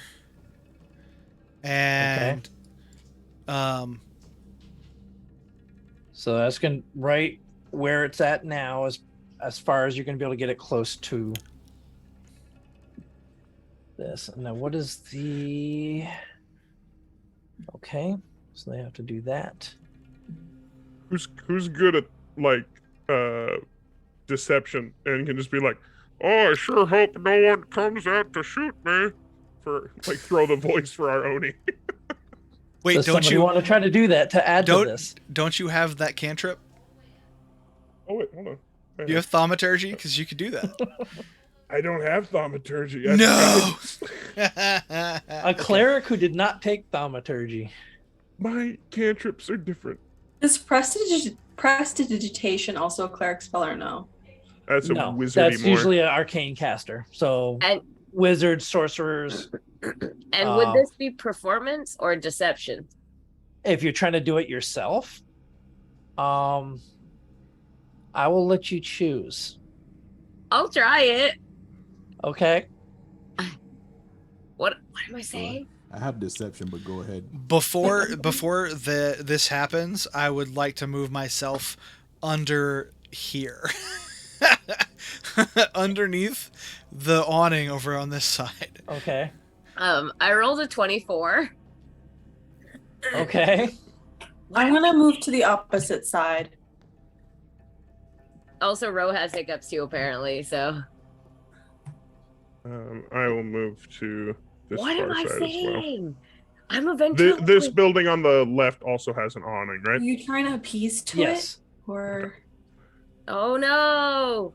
Don't Okay. shoot me! oh no, Oni. So this is back. Is what I'm doing is I've got a token on here that's just kind of representing where the card is. So in case. I'll go this Probably- way with Steel because y'all just left me there. Okay. You were doing such a good performance. So you guys have never seen Ro actually try to do this before, but she actually somehow managed to throw her voice. And it She's didn't sound like stomping it on was the coming ground. from her. It sounded like it was coming from this large creature that appeared from the card. Can Now I here's can the I problem, take cover? however. Here's the problem. Ro spoke in a female voice. Arr, matey. It could be female only, probably. We don't know. Very- The it's a image very is different not. Voice. It's a very different voice. Yeah, Did you see his different pecs? Hex. As well, as you all kind of duck for cover, you hear what sounds like the echo of 3 laughs coming from by the warehouse. Well, fuck you too. Just 3. But here's the thing about it: you don't hear it with your ears. No! Get out of my brain. You just hear.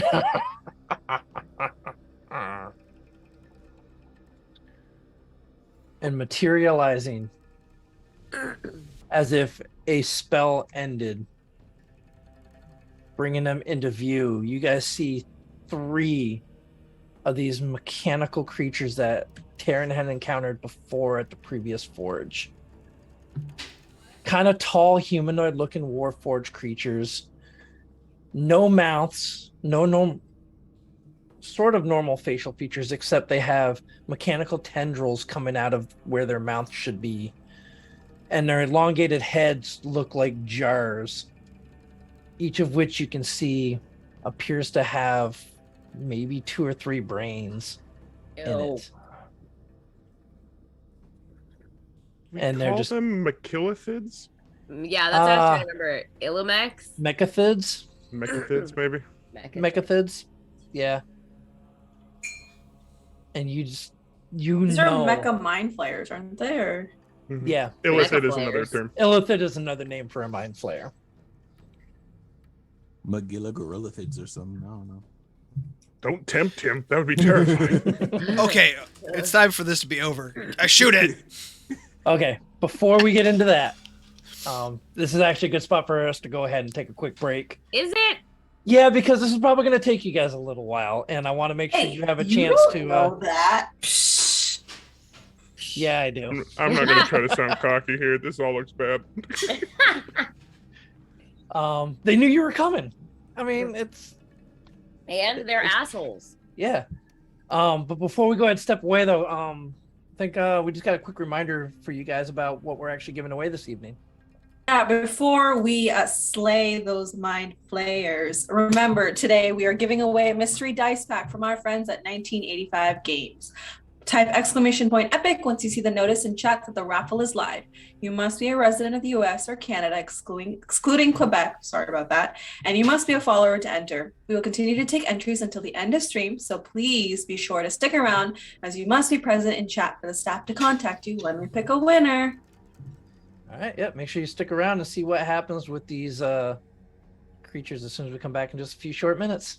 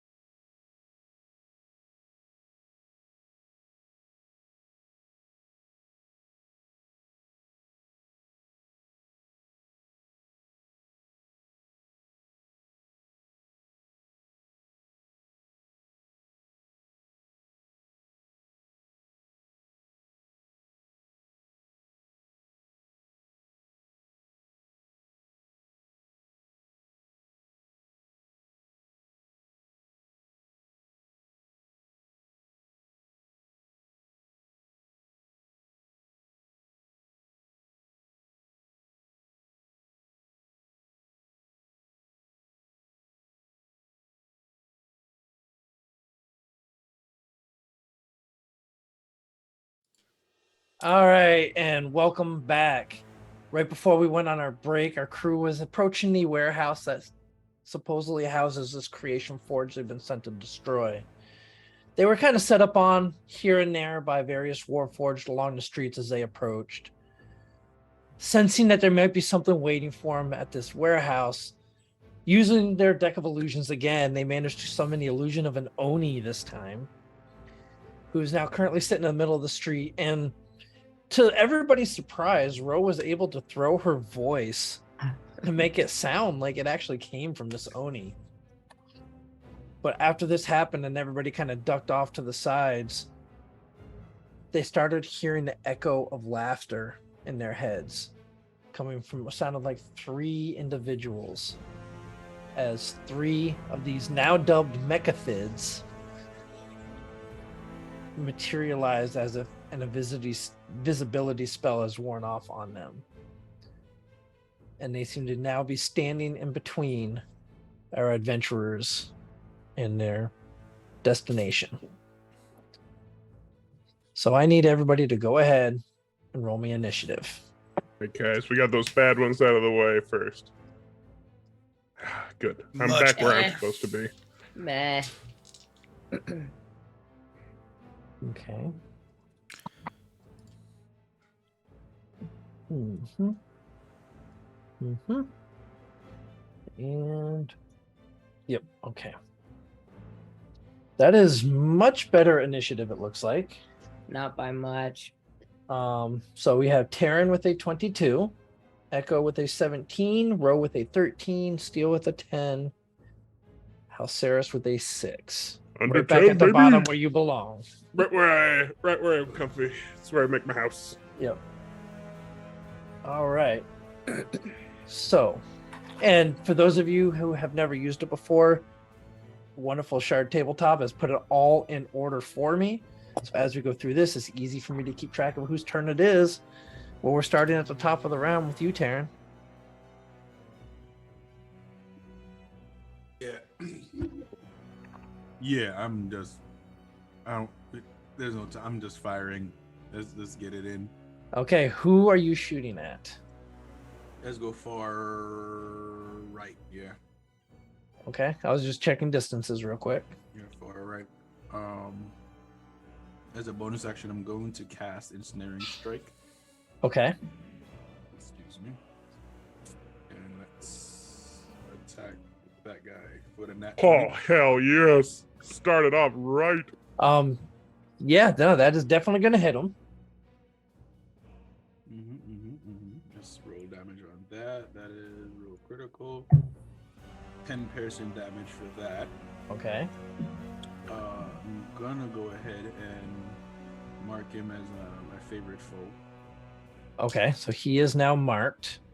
So that's a D6, I think. Yeah, that's a D6. Yep. So he's gonna take roll that 3 damage. So that's 10 damage. He has to make a DC 13 strength saving throw. Okay, let me take that away. All right, he fails. Wonderful, wonderful, wonderful. So he, as the arrow strikes into him, you see the vines start to work their way out from the arrow and just start wrapping around him. He is considered what, grappled, right? Restrained. Or restrained. Okay. Okay, start of each of his turns. So, and now I'm going to attack again because yeah, Okay. 17 to hit. 17 will hit him. Wonderful. That's a 5 damage. Come on, don't roll. 5 piercing damage. Okay. And the third attack from my Dread Ambusher is a. Come on, I needed that one. 12 to hit. That shoots right over his head. It's the vine, as the vines were twisting around him, it pulled him just out of the way of your arrow. Wonderful, wonderful. That's fine. And I'm gonna go ahead and just move up a little bit right here. Okay. And that's my turn. And you're basically just hugging right along the wall there underneath the overhang. Yeah, that's Yep. my turn. Okay. Echo, you are up. Oh, Alana's kind of coming up with you too, by the way. Cool. Well, can I hold my action until they come in range? Sorry, I wanted Olan to stay back where she was. Okay. Runs you up, can. Backtracks. Yep. So you can hold your action for if they get close to you. Yeah. Okay. What action are you holding? Just my striking with my scimitar. Okay. So if they get within attack range, you're gonna strike. Yes. Okay. Sounds good. Ro, you are up. Okay. I'm gonna what else do we think I'm gonna do? I have a new shtick. Eldritch Blast, that's an 18 to hit. At who? At number 7. At the one on the right. Okay. Yep. Okay. And that is 11 damage. Okay. Yep. And then 15 to hit. And a 15 does not hit.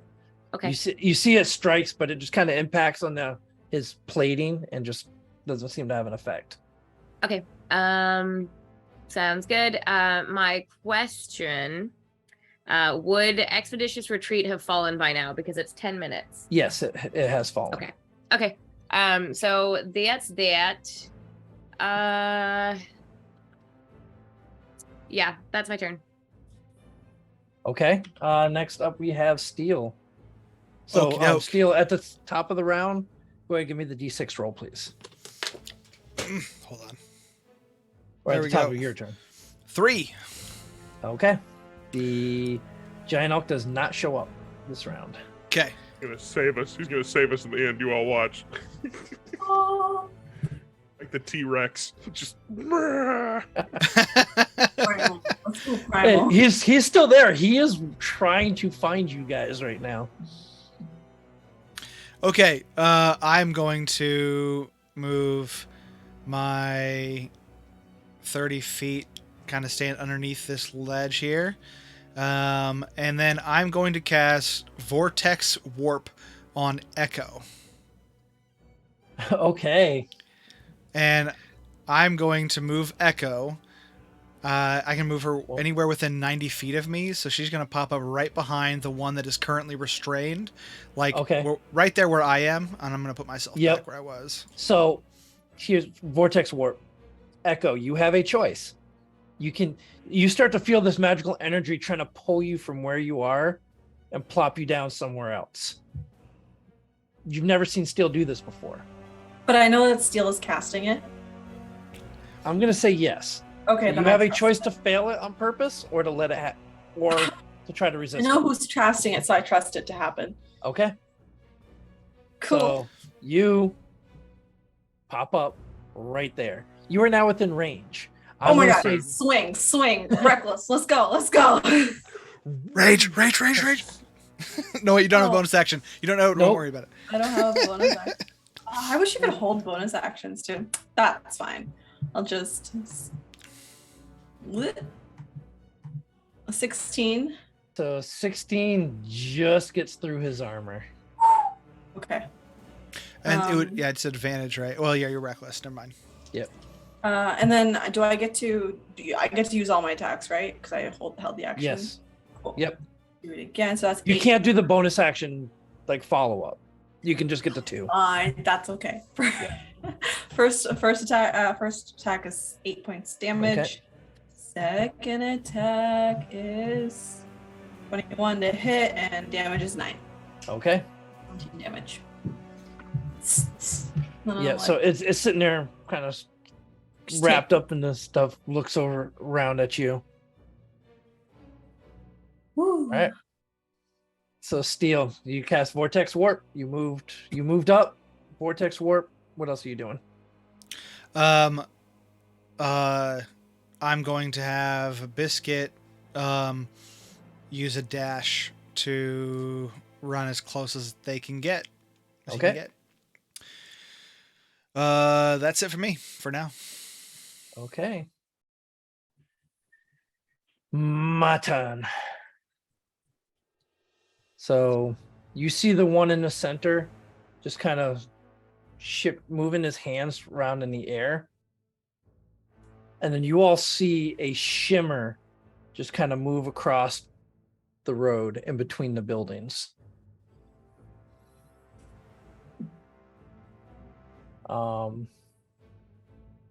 This one. The one that's restrained takes a D6 at the beginning of his turn. Oh, okay. Go ahead, give me the D6, please. 4 damage. Okay. So he takes 4. And then he is going to attempt to break free. So that is what, a strength saving throw to break free? Yeah. That is a 13.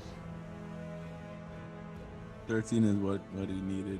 Okay, so you see him just rip all these binds off of himself.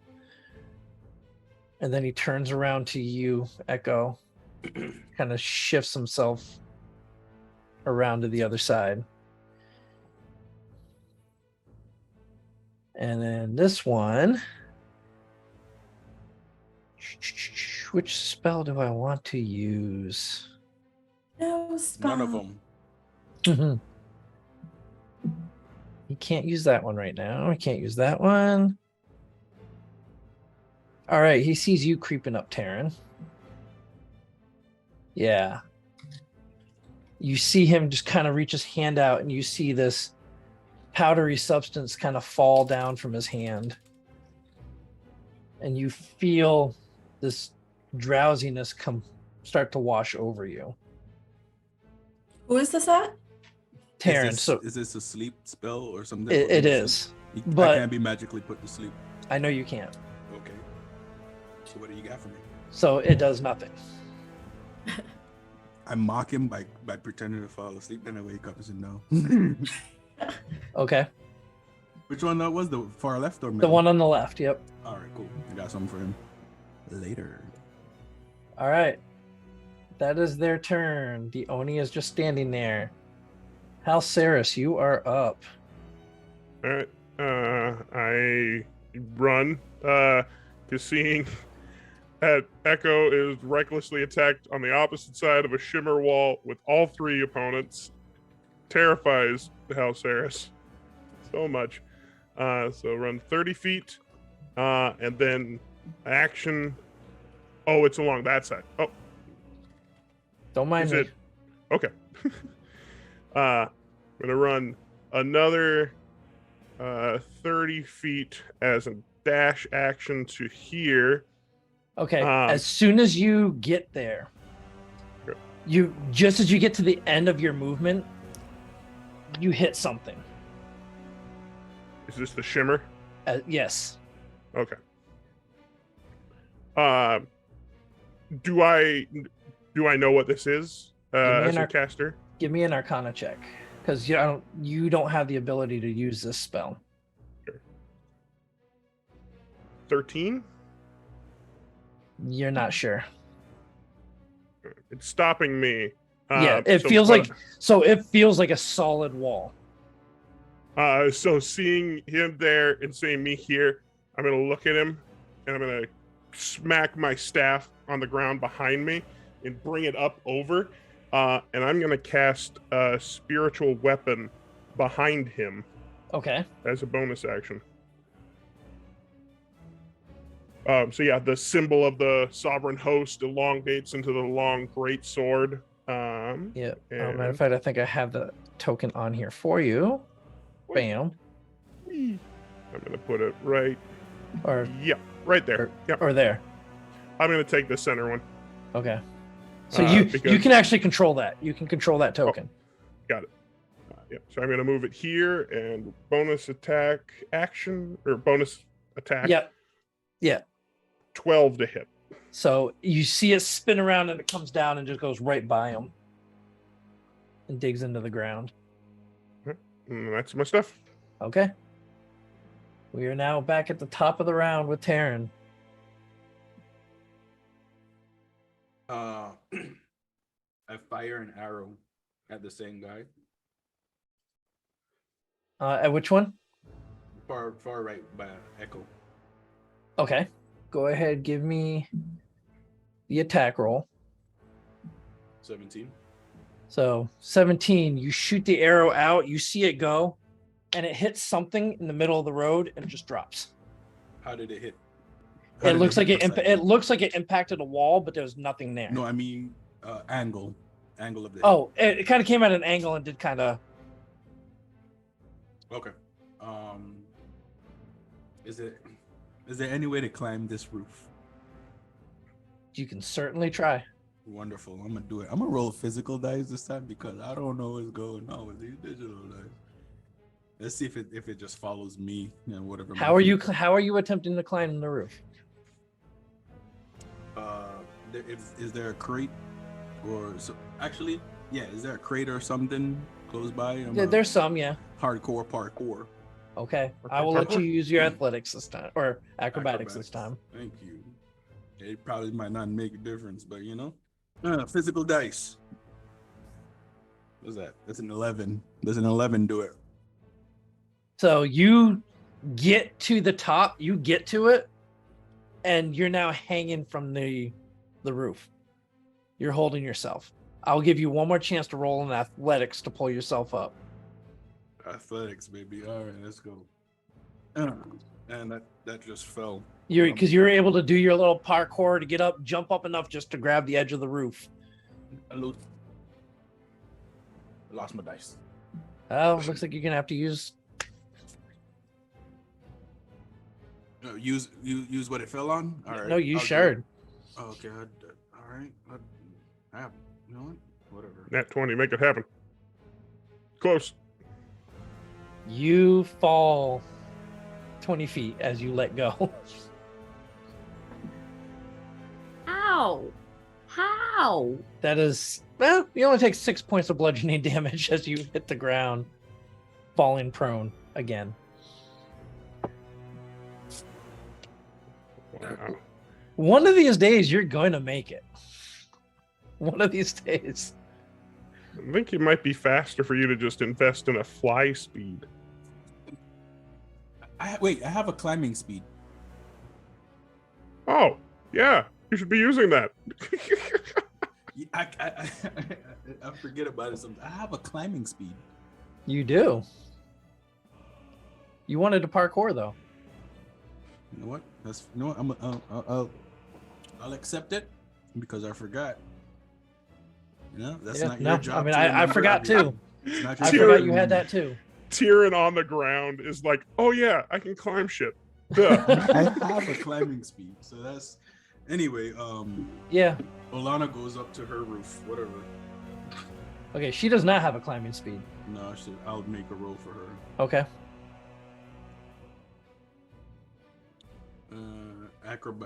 Acrobatics as well. Yeah, sure, I'll give it to you. Let's see. How far does the apple falls far from the tree? Wow, she gets up there, turns around, looks at you just as you fall. Your mother taught you well. She gets everything from her mother. Can she attack from there? I'm gonna say not this round. Wonderful. Yep. And all right. I'll see you guys next round. Okay. Yeah. And she's on the cusp of distance too. All right. Echo, you are up. All right, I have some plans. Okay. Ro, you're on deck, by the way. Well, everyone's been like being really fancy and stuff, so can I use this opportunity to invoke Giant's Might and turn into a large version of myself with my bonus action? You mean like that? Yeah, that's me. Another one of the great features of Shard Tabletop, by the way. Okay, now that I am this big, I would like. Okay, okay, and then I'm going to whack it with my, or like I'm gonna slash with my scimitar. But I'm also gonna. I don't need a bonus action to invoke a rune, do I? I think so. It's either an action or a bonus action. It says no, it says on the thing. It says, if it's the fire giant, it activates on a hit. Yeah, it's the fire rune that I'm going to use with my bracer. So I'm going to hit, and if I hit with a weapon, then I get to invoke the rune to summon fiery shackles and restrain. Okay. So that's what I'm gonna do, recklessly, of course. Okay. Why? Sorry. I'm a giant. It's okay. 16 to hit. 16 just hits. Perfect. Okay. So I will just do my damages. That's 10. Then I'll hit again. Recklessly, 23 to hit. Do my damage. That's 9. And then it says I can do my bonus hit. Yes. Okay. Well, you use your bonus action to get because big. you used your bonus action. Oh, sorry. Okay. Yep. Wait, no. That uses your Yes, bonus. okay, I got it. Never mind. That's fine. And then there was one more thing that also said for my Giant's Might. You can add a D6 to one of those hits. Okay, I'm for gonna add damage. D6. That's a 2. Okay. And then the target would take 2d6 fire damage and then needs to succeed on a strength saving throw. So do I Or have to roll another 2d6? Yep, you would roll another 2d6 for the fire. And then 7. Okay, for fire. Okay. And then it's a strength saving throw for the mechathid, or it is restrained as well. What's it restrained by? The fiery chains. Fire chains. Oh, okay. Nothing so like fiery shackles. As you see it, these fiery shackles come up and start and wrap around its wrists and kind of hold it in place again. Nice. And you just see from the onslaught you just hit this thing with, it's just got oil just pouring out of it as if you've cut this thing deeply. There's no blood. It's just like a dark oil-like substance coming out. Doesn't the oil catch on fire and make it more? No, it does not. Oh, dang. Not that kind of oil. Only it worked like that. Ro, you're up. Echo just pulled a Rorschach so everybody notices. I'm not stuck here with you. You're stuck here with me. You're here with me. I like you being all restrained, so let's keep it that way. Ro? Sorry, dying. So question. I've definitely asked this before, but it's been a while. If I Eldritch Blast, can I Commander Strike? It makes sense because it's just the attack action, and I'm taking that. Let me double check Commander Strike real quick. I think we said yes. Okay. If I remember right. So that being said, can I, if I'm doing that, do I make 2 Eldritch Blasts or 1? No, you make 2. Okay, cool. Then I'm gonna do that. So first, I'm gonna move up first to like here. Okay. Actually, sorry. Hi, Steel. So like here. And I'm gonna shoot off my first Eldritch Blast at the one that actually this way. At the one in the middle, number 8. Okay. That's an 18 to hit. So you see the first bolt shoot out and seems to impact something Hate in the him. middle of the road. Okay, well, I'll aim at the other one. Welp. It don't hit. But So it shoots out in his direction and impacts something in the middle of the street as well. hate these assholes. I'm gonna use my bonus action, Commander Strike. Echo, get him! The Commander Strike, do you have to hit? No. Okay. It just says forego one of your attacks and then use the bonus action to direct one of your companions.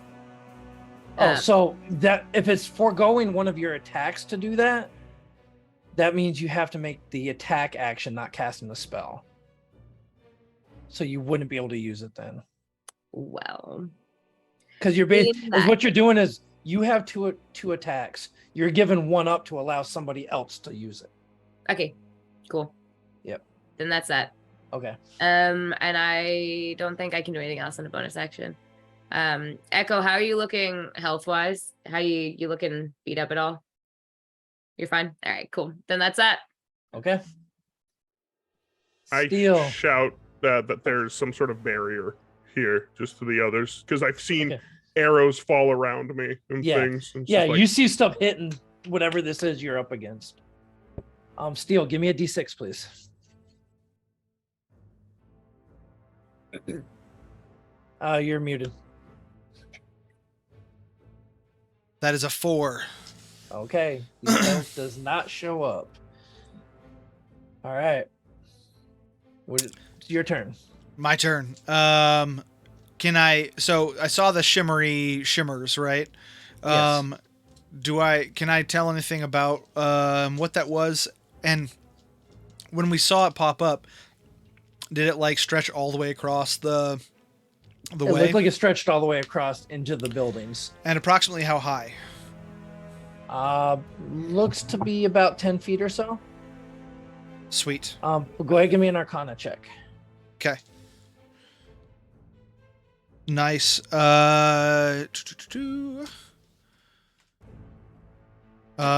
is a 19. So you've studied this before, because eventually you hope to be able to do it yourself. This is a wall of force. A wall of force. Mm-hmm. And do I know if there's a way to get rid of it? Dispel magic, anything that can do that. You do know that wizards who can't maintain their focus on it will cause it to drop. Okay. And do I know which one cast it? You saw the one in the middle, the one that's right by the entrance, kind of go through the action of casting that. Cool. On the one in the middle then, I'm going to cast Heat Metal. Okay. sick. Yep. So you see the armor plating that's got on it start to glow red. It makes a saving throw, correct? Let me check. Let's see. No, if it's wearing it, it just takes it. If the creature if a creature holding or wearing an object must succeed on a Constitution saving throw or drop the object. If it can't, it just takes the damage. Okay, and it has disadvantage on attack rolls and ability checks until the start of my next turn. So if it can doff the item, then that could happen. But okay. The initial damage. Okay. That's 12 points of fire damage. Okay. And okay. And I would like Biscuit to attempt to leap the fence. That's a 10-foot vertical jump. Yeah, at least if he can get across to the top of it. So, I mean, I'm assuming that would be in athletics, which he's proficient in. So what is his strength score? Hold on. Serious questions here. He has a +2 on his strength. So that's about a 14 then. Yeah, So vertical jump is 7 feet. Mm-hmm. So he can't jump high enough to get up there.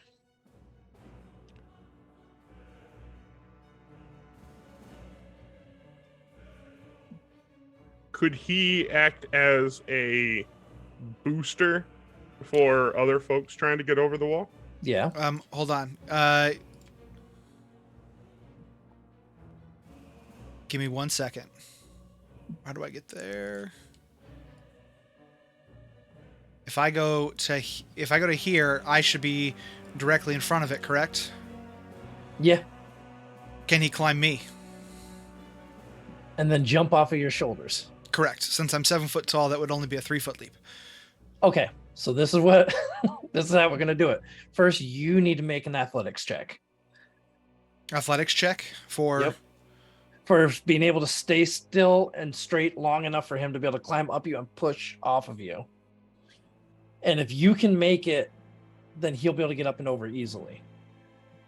But you have to kind of stay if you can't keep your body up straight to do it, you're going to crumble, and that's going to throw off his Sure. jump. I'm actually proficient in that, so that's a 21. Okay. I don't have a great score, but I mean, I'm proficient. Ha. Yeah. So he climbs up. You use your back for him to go up, or? Yeah, I just kind of like lightly hunch over and let him just kind of jump over me.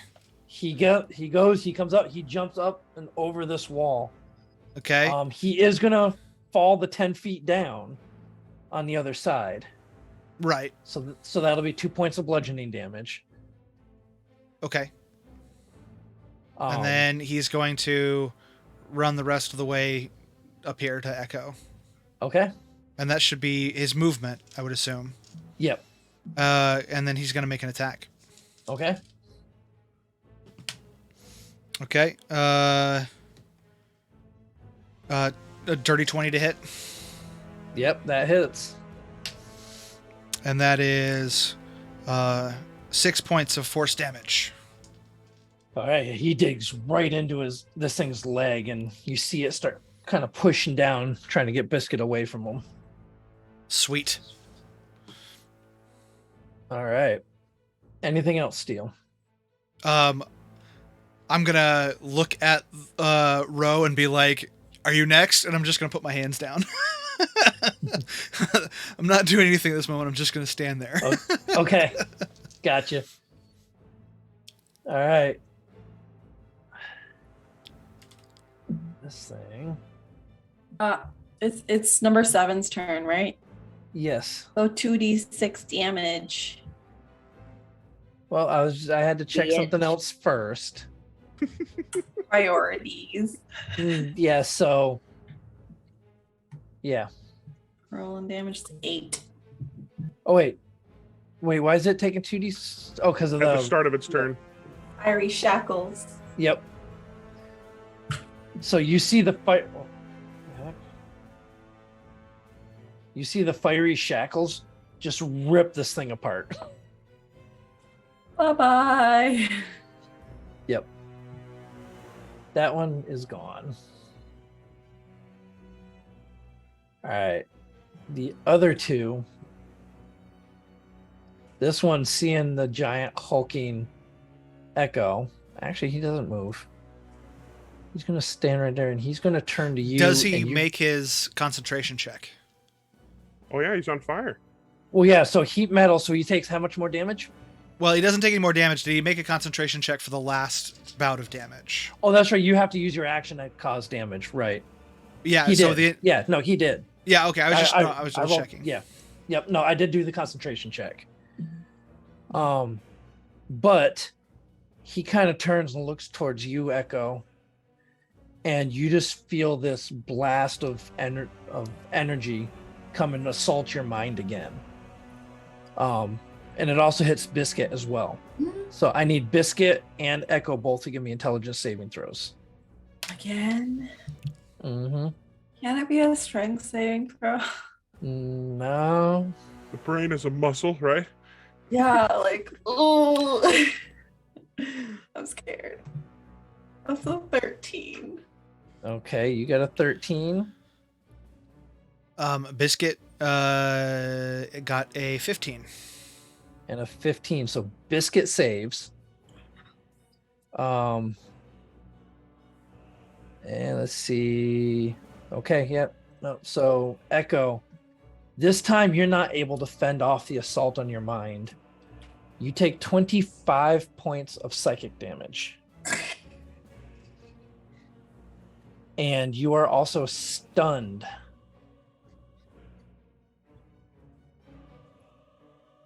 So, yep. So on your turn, you will be able to repeat the save, but you are stunned for 1 minute.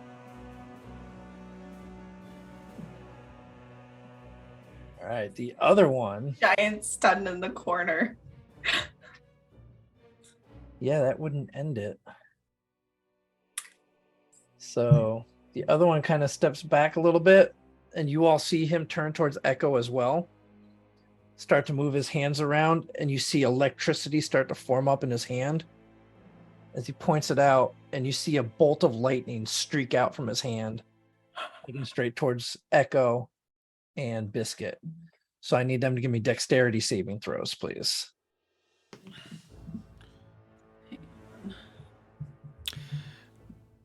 And Echo automatically fails, right?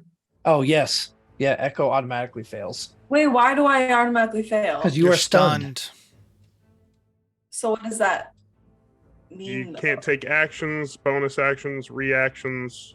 You can't do anything. But I have danger sense. Does that not take them into Nope, you're account? stunned. You're frozen in place. 17 for Biscuit. So Biscuit Biscuit's saves. So, dodging but he will everything. take 12 points of lightning damage. Echo, you take 20. Wait, I have a question. I have danger sense, and it says you can't be blinded, deafened, or incapacitated. This is stunned. This is different. Ugh. Fine. Whatever. He mind blasted you. You're gonna take 24 lightning damage from the lightning bolt. Wow. I feel a little attacked right now. You're on the other side of the wall.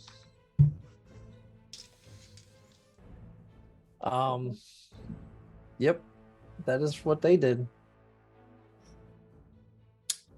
The illusion can't do anything. Halceris, you're up. Yeah. Halceris is freaking out. So bonus action first thing is smacking number 7. Okay. With the spiritual weapon.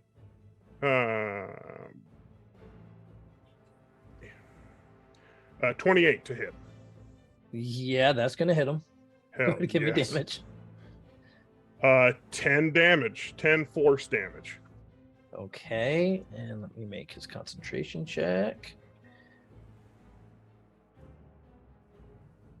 Okay, Does the wall come tumbling down? it does not. Okay. Then I see it again, and I'm Echo. How bad you looking? So you look over at Echo. You see some blood trickling out her ears, and she's not moving. I'm gonna see. Tyrion, you're on the ground, right? Yeah.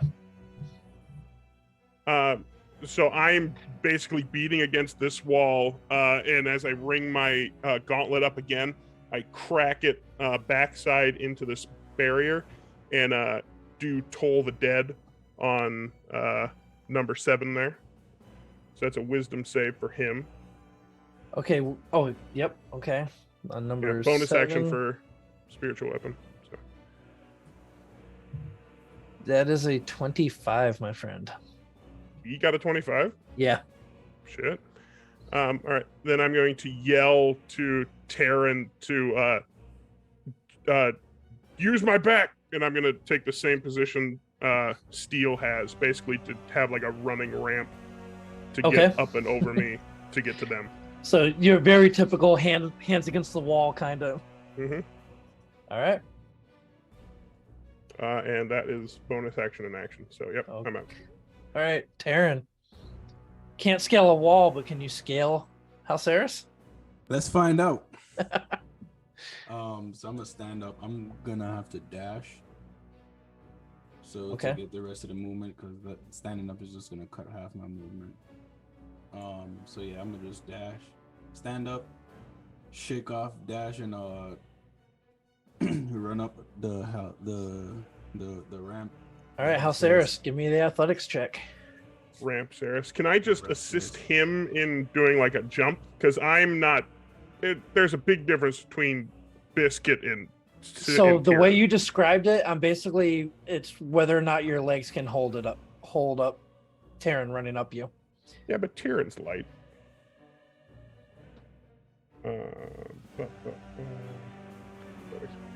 17. Okay. Taryn, you get up. You go up. Halceris is able to hold it in there, and you get up to the top, and you go over the side, dropping 10 feet on the other side. All right, boom. Combat roll. Running. You go on and do a combat roll to try to reduce the damage you take from the 10-foot fall? I mean, it was mostly just I mean, well, so here's the thing: you're falling 10 feet, so you're taking some bludgeoning damage. Yeah, I'll do the combat roll. Give I me just said it. acrobatics check. I kinda- No, dexterity saving throw rather. You take the full damage, so you take 5 bludgeoning damage. That's fine. I mean, I kind of just said it as like. Well, no, so I was giving you a Cinematics. chance to reduce the fall No, damage. I get it. I That's- appreciate it. No, I do appreciate it. I'm not trying to kill you by falling. I'm trying to kill you with other He's trying to things. kill himself by falling. Yeah. It's not even me at this point. It's just the character. It's him. And I should still have those 30. I still should have enough movement to get here. Mhm. Yeah, give me a little attacky tack. Let's Yeah. see if we could get that wall down. And Viceroy attacks. A 10. So the first one swings wide, A 19. then a 19 strikes him. Hell yeah. 10 piercing damage. Okay. And he's got to make another concentration check. He's fine. Do I somehow have advantage? Well, no, never mind. So yeah, I swipe twice with the Viceroy, and then I spin it and switch hands, and just going for a little stabby stab with the bonus action. Actually, Okay. no, I can't do that. It would be a bonus Oh. action. Yeah, and and you use the dash. Yeah. All right. That's pretty much it, right? Yeah. Would Olana be able to jump hop roofs? Roofs. Give me a dexterity check for her on that. This is too far down the sheet, honestly. Acrobatics again? Yep. 15. She makes it. Ooh. And just get a little closer. Here. Okay. All right. Echo, you're gonna go ahead and repeat the save the intelligence saving throw, please. Come on, nat 20. That's not bad. So you sitting there, you finally shake it off and you're now, but that's the end of your turn. What? Yep. I don't get a bonus action. Nope. So creature can repeat the saving throw at the end of each of its turns. It's not fair, but okay, whatever. I can't even move. No. No, you spend the whole round stunned, trying to break out of this mental prison. Ah, dang. All right, Miss Devereaux. So I'm going to get closer because I'm gonna vault over the wall thanks to steel. Okay. So that's 25-ish feet to get to steel. And then I'm gonna step in his hands and try and whoop over. So you're just gonna try to jump up and Yeah. over? Yeah. But I mean, right. he's giving me quite a bit of a boost. So Yep. So steel athletics.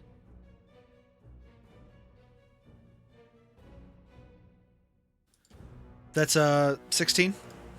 Okay. Yep. So you put your foot in Steel's hands. He lifts you and boosts you up and over. So, and you're able to, with his 7-foot frame, he lifts you up, throws you up and over, and then you fall to 10 feet on the other side. How do you want to land? I want to try and roll, like just go into kind of like a. Give me acrobatics. Sure thing, boss. That's an 8. Yep. Nope. You just Ow. 4 points of bludgeoning damage, That's fine. but you are on the other side of the wall, Love that for me at least. Okay, cool. and that's I'm gonna all your try- movement. Yeah, that's the whole thing. I'm gonna try and shoot number 7. Okay. So that is 20. Oh, nat 20. 20. Nat 20. There you go. Okay. Heck yes. Okay, that is 10 damage. And let me make a concentration check real quick. Yeah, that's the main reason I'm hitting you, you asshole. Nope. Wall stays put. So it's fine. I'm gonna hit him again for 17. That's gonna hit as well. And that's 9 damage. Roll that concentration. That is also good. Mhm. Well, okay. Well, and then for my bonus action, I'm going to yell, "Shake it off, Echo! You got this!" And I'm going to use Rally. Okay. So she is going to get 8 temp hit points. Okay. You now have 8 temporary hit points, Echo. All right. I feel like I'm on a soccer team. Yep. Shake it off. All right, Steel, top of your turn. Go ahead and give me a D6 roll, please.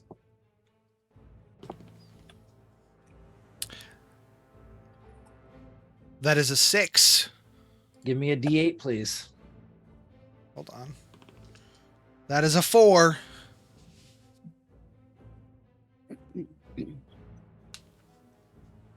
You hear the sound of hoofbeats coming from down the road. As you turn around and look, you see your giant elk just thundering along down the road. Good timing, bud. Good timing. I'm gonna use my bonus action first. I'm gonna cause him another D8 of fire damage for 7. Okay. 9 points of fire damage. Okay. Do we still have a wall? I am about to check. We do still have a wall. Okie doke. How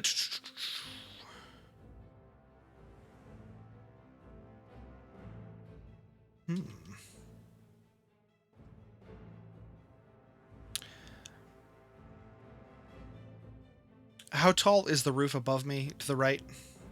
About 25 feet. Okay. I'm going to hold my action and say, Halceris, your turn, and I'm going to use the help action. My intention is to actually vault him and to help him, and whoever makes the roll gets advantage is the intention.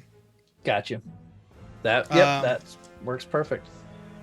And Biscuit is going to make a little run this direction, and then he is going to take the dodge action for now. Okay. Perfect. All right. Next up is the Mechathids. Does he get his Mind Blast back? Okay. So you see the one in the center. They're kind of looking around at everybody that's closing in on them, and you see him start to move his hands again, and you see this very similar electrical energy building up in his hand. And just as he goes to put his hand out, you see the lightning start to streak from it and fizzles out. As you look over, you see the other one seem to have cast a spell and stopped it.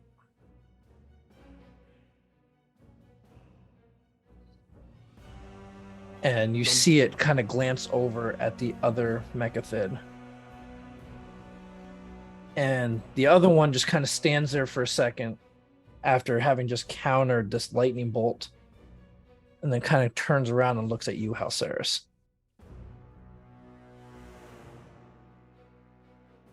That's their turn.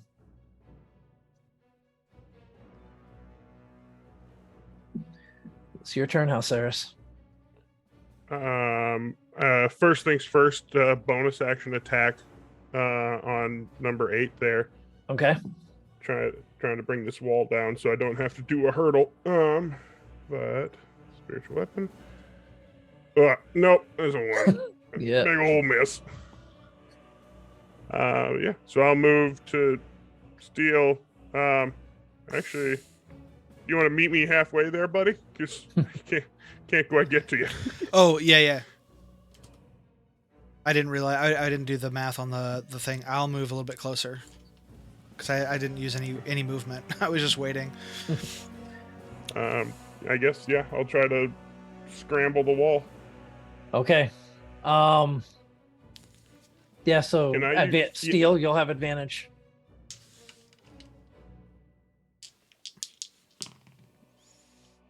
Uh, 18.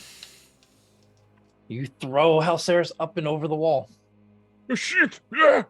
How do you plan on trying to land, Halceris? Well, actually, Halceris is not. He doesn't look it, but he actually has a little bit of spryness in him from his sailing days. So I will just try to, like, as I go over, like, I'm overthrown, but Yep. like I'll try to reach over and like grab to the wall to like orient myself back down to try to land on my feet. Go ahead, give me Try a to be dexterity acrobatic. saving throw. Could I use acrobatics? Sure. Because I get an extra little bonus for that. Okay. So acrobatics. Well, it's not gonna do much. So that one's in that one. you go up and over, you grab and Steel threw you just a little too hard. Yeah, and you tumble over. But you only take 1 point of bludgeoning damage because your armor kind of absorbs a lot of it. But Yeah, I am I going to land- say you're prone on the other side. Yeah, fair enough. Natural I one. land on my ass. Yeah. Perfect. I'm actually right where I want to be. Yeah, that's my turn. I moved about like 20 feet to get up, so I don't think I can all the way stand up. Yeah. No. but- All right. So good. All right. Taryn. Yep. Let's just finish this guy off. Yeah, I'm just gonna attack him. Okay. Yeah, And you- 25 to hit. And you've got a buddy next to him. Yep. Yeah. Yep. That hits. Cool. That is 12 piercing damage plus a d6 for. Do I go up yet? I don't think I go up yet. No, still.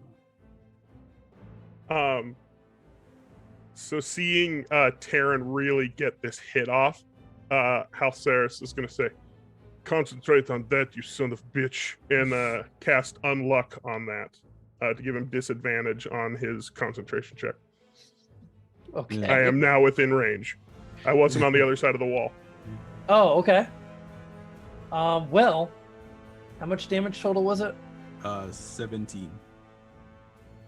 As you cast your Unluck, wall disappears. And this Mechithid in front of Taryn collapses to the ground. Yeah, so what happened? I just a quick swipe, and then while Biscuit is just like nipping at him and he's distracted, fast little spin and upward stab into the back. Take him out. Okay. What else? I'm gonna attack it. I have movement. I saw him dispel this. Give me. You saw him getting ready to cast a spell, like almost right into your chest, and you saw it fizzle out, and it look over at the other one. Give me an Arcana check. All right. Does 9 appear to be, like attacking at all? That's a 2. Whoa, Nat 1 brigade. So you have no clue that he countered that. Cool. I'm gonna attack him. Okay. Yeah, there's a roll over to his whatever side that is, and just 15 to hit. Right, huh? And a 15 misses. Was it meant to be? Yep. It just scrapes right across his armor plating. And then bonus action, Alana, just right here, right to the edge, and fires off 2 arrows. Okay. Let's give her the signal. 10? Does a 10 hit? Nope. All right. Does a 24 hit? A 24 hits. The first arrow just barely misses you. But the other one hits. Just a gesture. Focus. Well, you got the little pang in the back of your head that wonders, was she aiming at him or you? Now's not the time for this. That's a 7. Okay. And that is that's us. Okay. Is yelling a free action? During your turn. Echo, you're up. You are, Okay, so since I'm of a larger size, is my movement the same? yes. Come on. Oh, he's so far away. Dang it. All right. I really wanted to do something with my giant feature, but I guess I can't. All right, I will just shoot a crossbow at it, I guess. Okay. And then yeah, so I will recklessly shoot a crossbow. Does that work? No. Can I recklessly be like, Reckless is only with melee weapons. dang it. That's fine. Really? Because I've been throwing my boomerang recklessly. Well, that's true too. And my javelins. Yeah. I would say sure. maybe things you're throwing, So like that use your strength. yeah, so you know what? I'm gonna say sure, but here's the problem. You're shooting a crossbow. You don't get 2 attacks. Dang. It really be like that. Because you gotta reload. You gotta use your Okay, bonus fine. action I'll to throw my reload. javelin at it then. Okay. All right, I want to get into range, so I'll move closer. So, because it's like 30 feet. Okay. And he's 45 feet from me, so I'll move closer, and then I will chuck my 2 javelins at him. Do you throw them simultaneously? No, I'll do one at a time because I want to make sure they hit. At least one hits. All right. Okay. That's a dirty 20. Okay. Yep, that hits. So damage on that is 10 piercing damage. Okay. Second javelin is a 13, so I don't think that hits. Nope, that one does not. All right, that's fine. And that's my turn. Okay. Miss Devereaux. Alrighty. So I'm too far to do anything but my usual.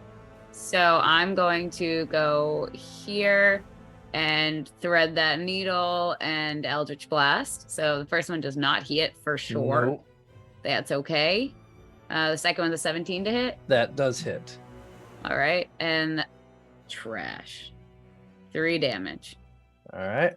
Great. And I Echo, how you looking? Yeah. It's looking pretty rough. All right. Temp hit points don't stack, right? No. No, they don't. Okay. Anybody else looking rough? Uh I mean, Tyrion did fall off of a lot of Tyrion things. fell off again, but he always gets back up. All right. I Everybody mean, else looks I knocked can, down. so I will. I'm gonna bonus action rally Okay. and Tyrion, try hitting him. Great and idea. I didn't think to do that. That's Okay. wonderful. How many temp hit advice. points is that? 6 temp hit points. Okay. That's my turn. All right. Steel, you are up. Okie doke. It is time. I shoot it. All right. Hey, And we thank got, you, Pausla Pausla TV, for TV. rating. Yeah, Pausla TV. Thank you. Welcome. Our group right now has currently been fighting some mechanical illithids. But something seems to be weird about the one that's still remaining. I just saw it shooting things at my dog, so it's dying. So take a pot shot at it. First one is a 25 to hit. That hits him. All right. 10 points of force damage. Okay. 27 to hit. Yeah, that hits as well. 13 points of force damage. Okay. And wrong thing. Moving the wrong window. Here we go. And Biscuit, get in there, bite it. Okay. And Biscuit has a 21 to hit. Yeah, that hits as well. I just blanked on his bonus.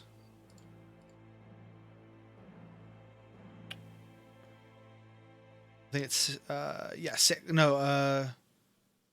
4 points. 4 points of force damage. Okay. As this thing's just taking a beating now, being the last one here. All right, and the elk this comes rushing in. The cavalry has arrived. And you see it kind of stops at the illusionary Oni that's still just sitting there in the middle of the road. Yeah, it's don't worry about the thing. It's fine. All right. The Mechathid.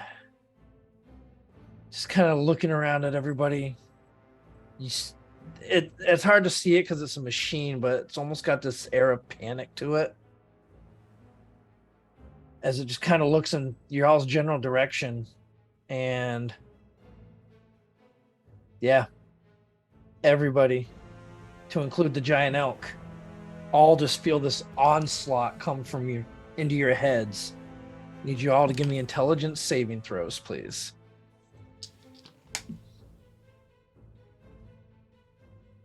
$18.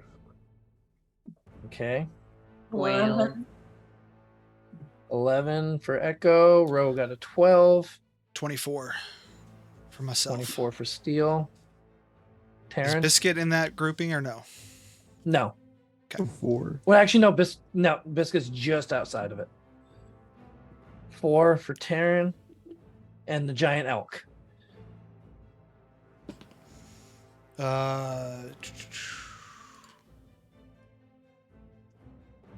You rolled an 8 with an intelligence of -2, so that's a 6. Okay, so Halceris with an 18 and Steel, you said you got a what? 24, I think. A 24. Okay. Yeah. So you two are the only ones that passed.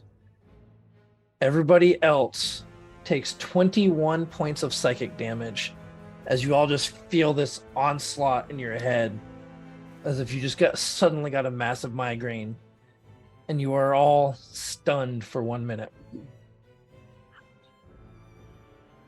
Halceris and Steel are the only ones that are not. And then he starts to float up into the air. Biscuit takes an attack of op. If he moves out of range, I guess. Yep. Yeah, he's floating up to like.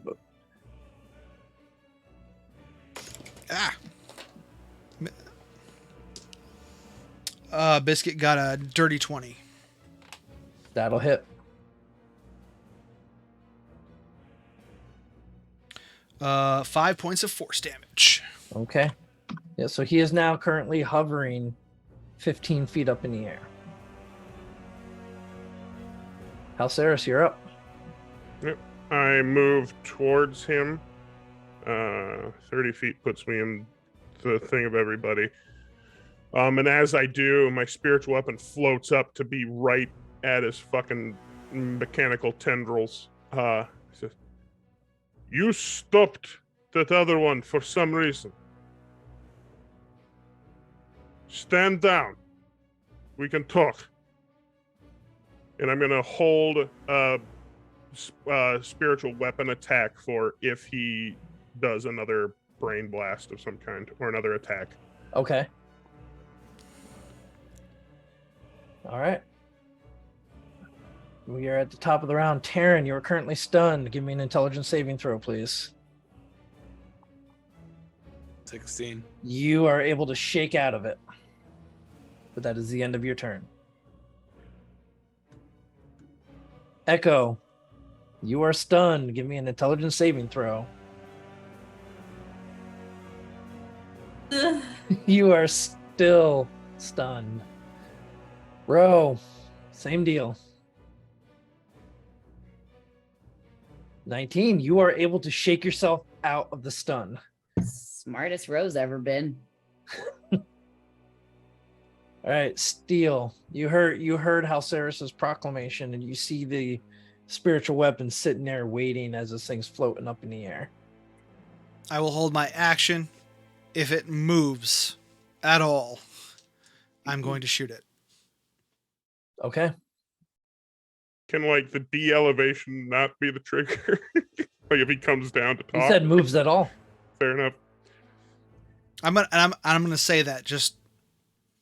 I mean, it can understand language and it can talk in our heads apparently. It seems like it.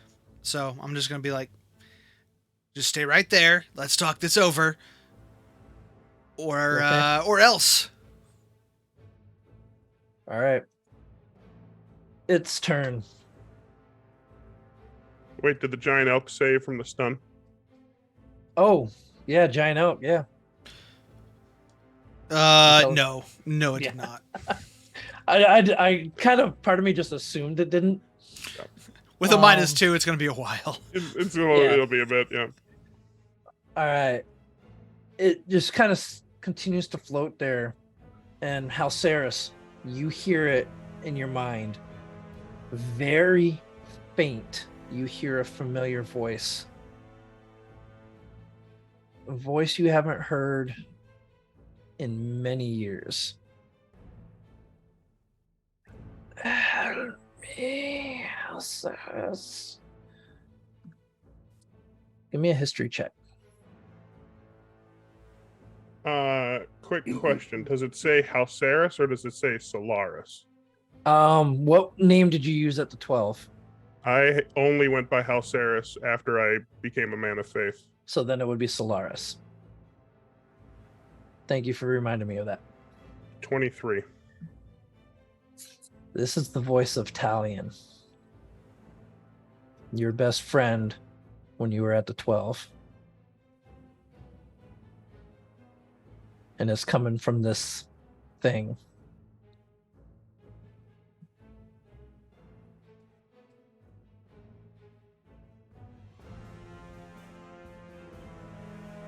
What you doing? I mean, it all fucking goes into fucking static ring in Halceris's ears. It is just like his own personal mind blast. I'm pretty sure the spiritual weapon just falls away. Okay. I get closer. Talion, is that you? Scribbles. All right. Anything else? No. All right. I'm backing everyone else off as much as I can. Okay. Taryn, you've come to. You see how Sarah's trying to talk with this thing and trying to like hold everybody back from it. I back up, but I hold. I knock an arrow and just wait, but I back up. Okay.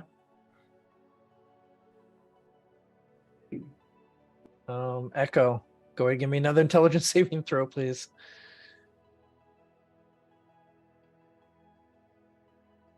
You shake it off. Oh, but that's it, isn't it? All right. So frustrating.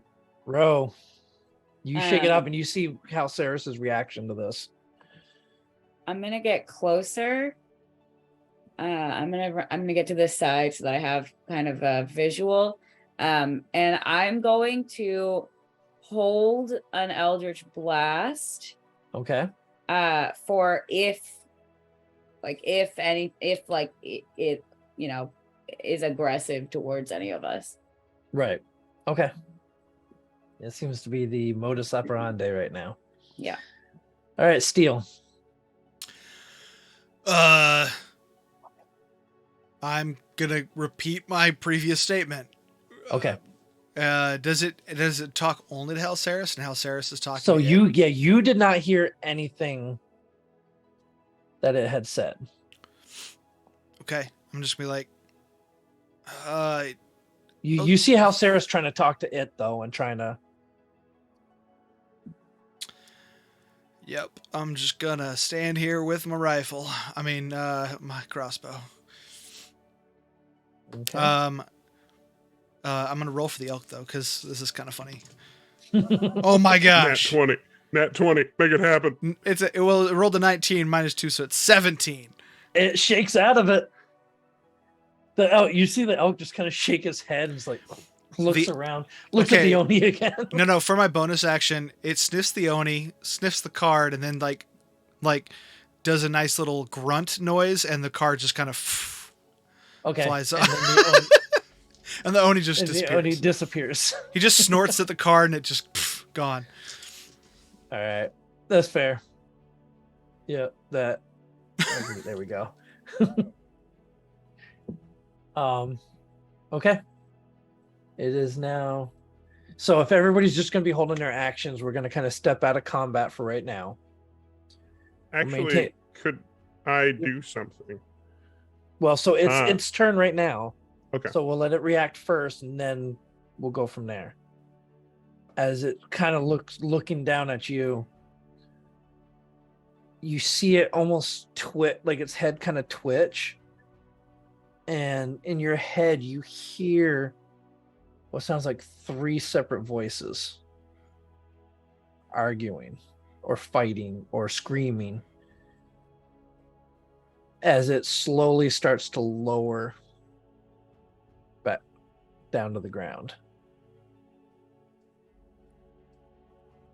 And you see it start to lift its hand up. You see sparks almost start to form, but then they go away.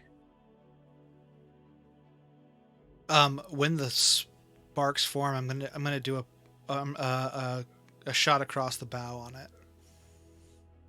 Okay. I'm not aiming for it. I'm just aiming past it. Okay. It doesn't. It kind of stops, looks up, and you see it start to clench its fist. Is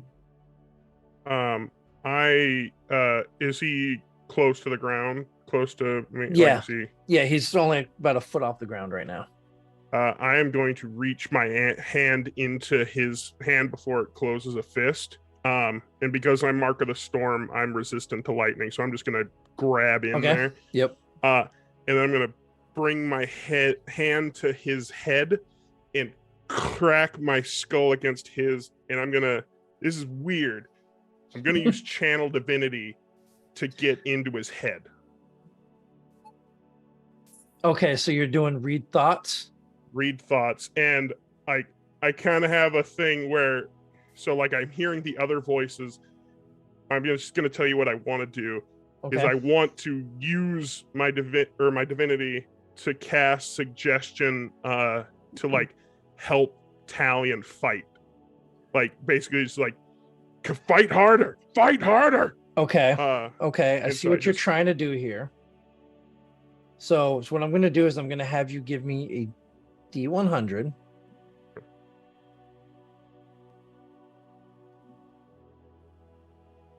Because as you do this, one of the things you're noticing is inside the elongated head of his, the jar part that you see, there are 3 brains floating around. Yep. I got a 51. Okay, so 51. As you start to read the thoughts, you just see you see everybody else around you. You see all of you being electrocuted to death.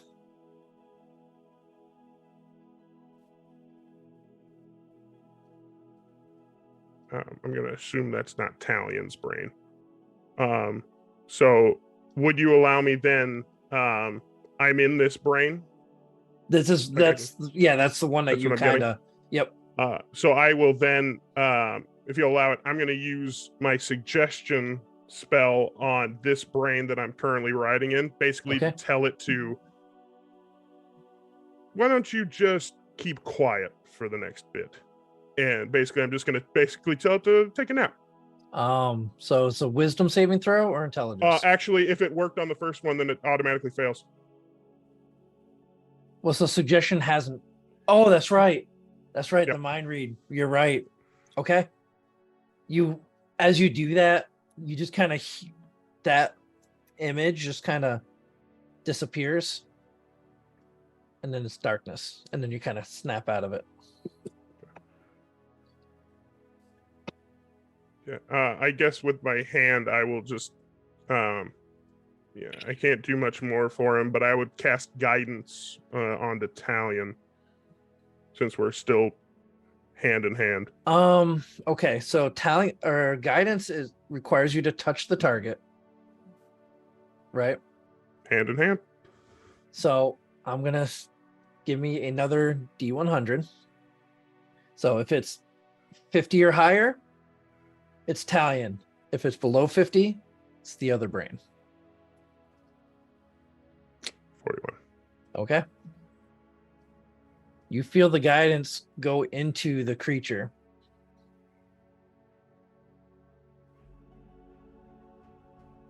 Now you hear two voices. One sounds like an older woman's voice and Talion's voice. They're a little clearer now. Talking about, and every once in a while you catch, we must. We can't. We can't do this. We have to do this. There's no other way.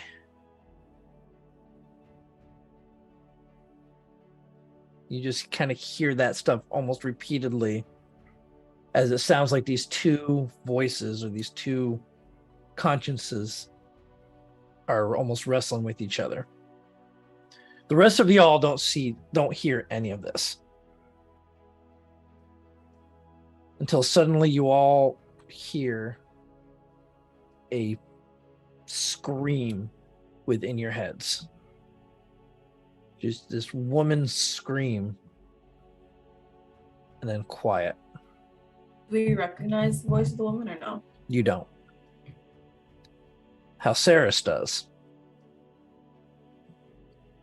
And then you see the posture of this Megathid just kind of ease up a little bit.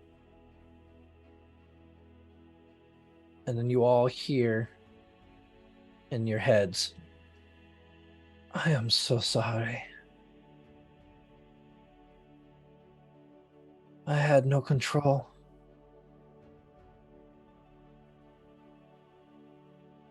Halceris, this is the voice of Talion.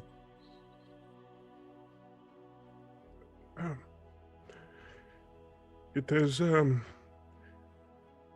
been a long time, my friend. You've gotten a fair bit taller. You hear a chuckle as he just kind of, and you're all hearing him now because he's opening it up to all of you as he kind of looks down at the body he's currently in. I can't stay in this forever. We at the pavilion, there are magics. We can bring you back. It is okay. I have you back. And you kind of, and you hear a second voice start to come in again. But this time you all hear a very gruff, gravelly voice coming across too. Can't really make out what it's saying, but Halceris, you get the idea that this other mind in there is starting to fight back. The one I suggested on? Mm-hmm. Oh, that lasts for 8 hours. Does it really? Suggestion is 8 hours. Never mind then. Retcon that.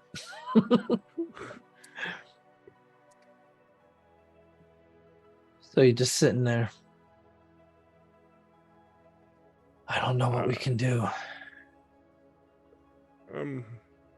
Customarily, introductions are first, and I will turn my hand in his, look at the others, say, everyone, this is Talion Decivis, Archivist of the 12, and my oldest friend.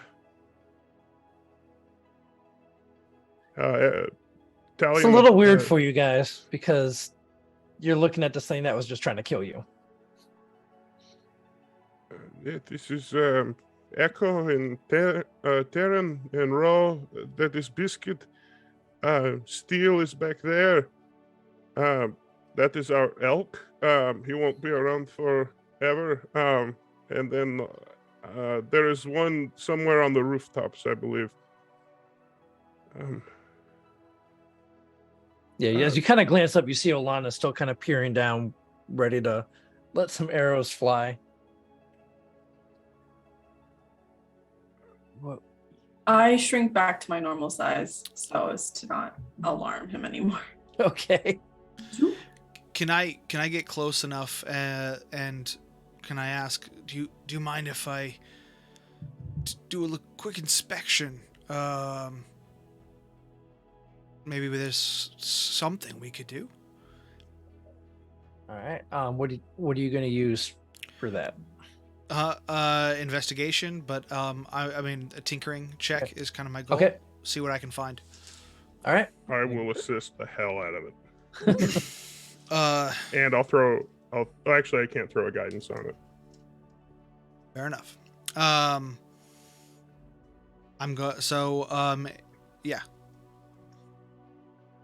All right.